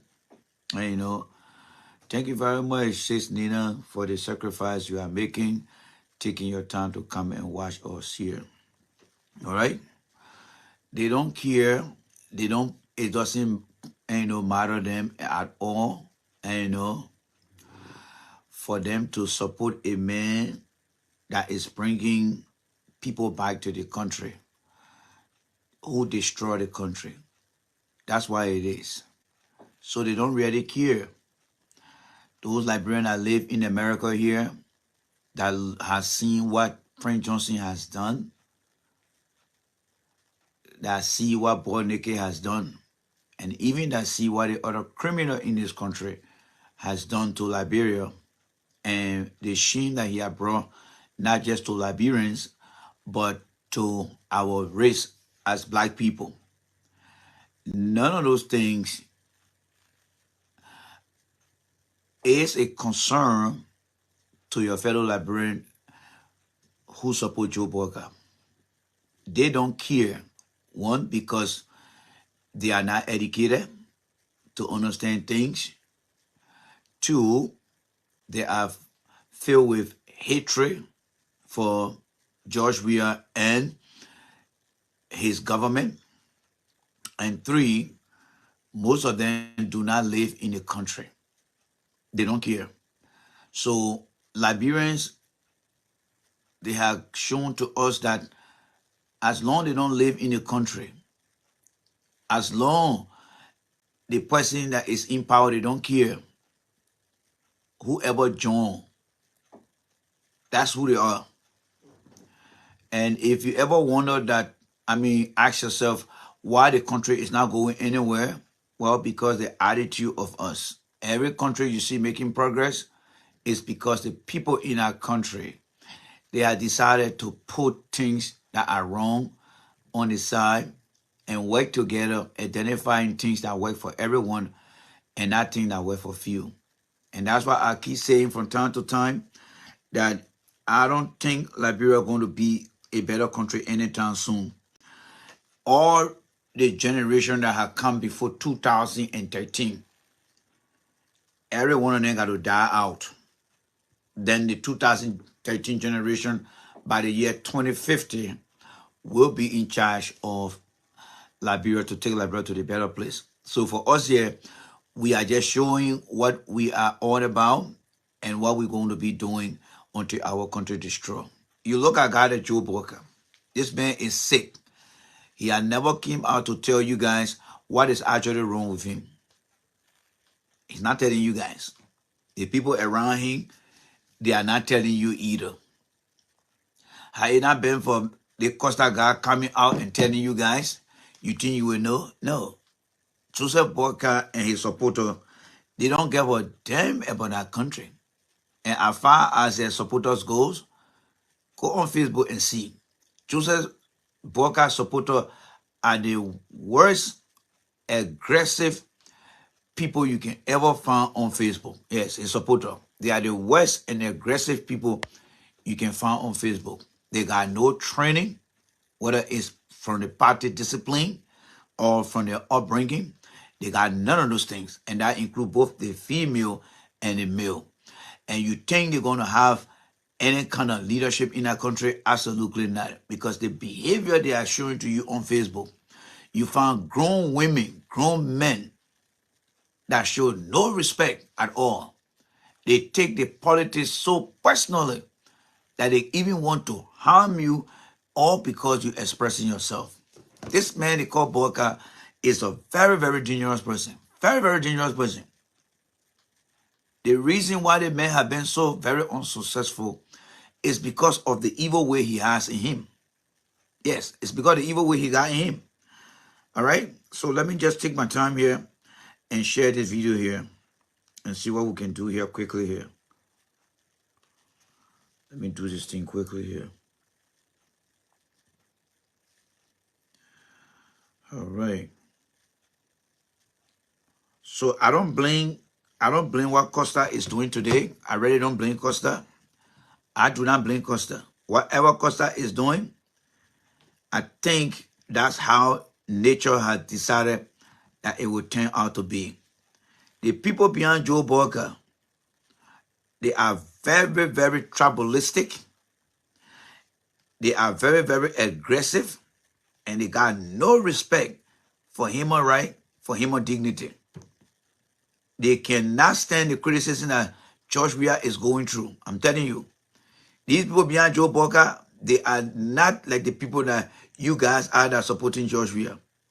The people behind Boakai are very aggressive, rude, and have no respect for democracy. You know where they're getting that behavior from? They are getting that behavior from Joe Boakai. They are getting that behavior from Joe Boakai. You see how old the old man is? There's nothing substantial he has done in his life. Nothing Joe Boakai has done in his life for anybody to be proud of. Absolutely nothing. Nothing. All he has been doing throughout his life is either trying to trick other people to get money out of them, or he's going out there and gossiping about other people who try to help him. That is why Joe Boakai has not been successful. What successful story has he told anybody so far? Nothing. Today he's angry, so it's like if it is not my way, there is no way. That's who Joe Boakai is. Characteristically, a man who said he got 45 years in public service, a man who claimed to serve our people, today is in the company of criminals. He's actually inviting criminals to come and be part of his party structure. Do you think that's somebody who's going to make the future better for your children? Don't listen to these Liberians that are in the diaspora. They are just a big example of people who are from Africa that don't have senses, but because the world got to embrace other people, they are here.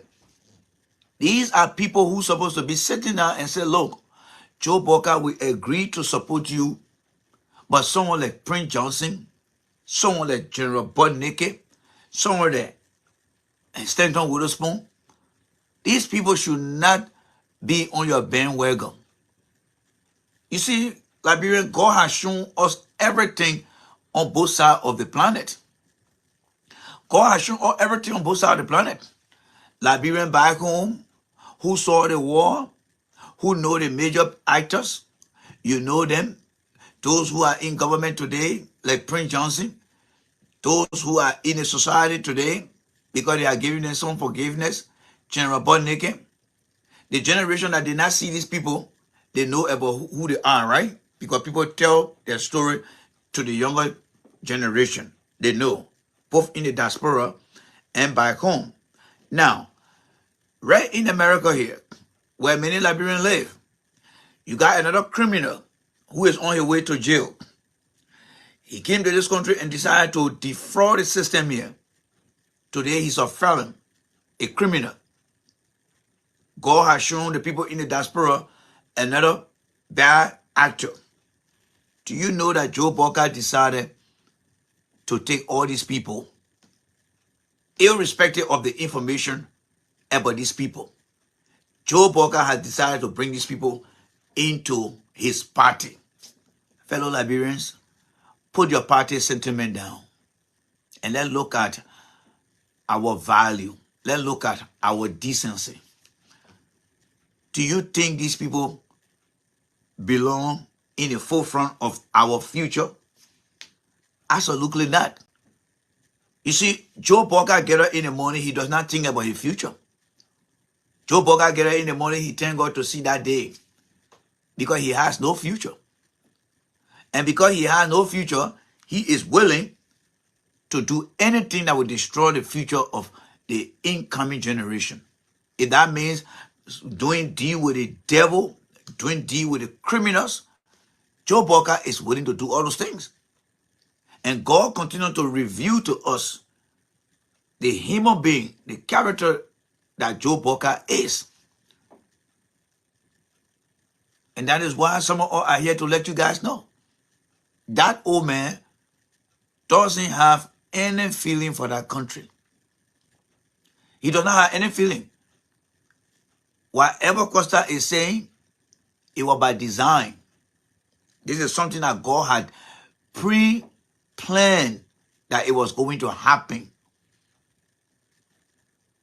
Whatever Costa discovered about this old man is something that God pre-planned.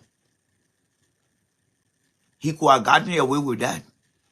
But because God did not let that plan he had, that is why he's coming out today.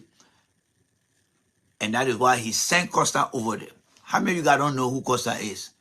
Everybody know who Costa is, right? When President Weah called him in 2017 and said, let's make things happen, he brought the news out here, right? That was God's purpose. That was God's purpose. God said, well, I would use you to go out there and say things.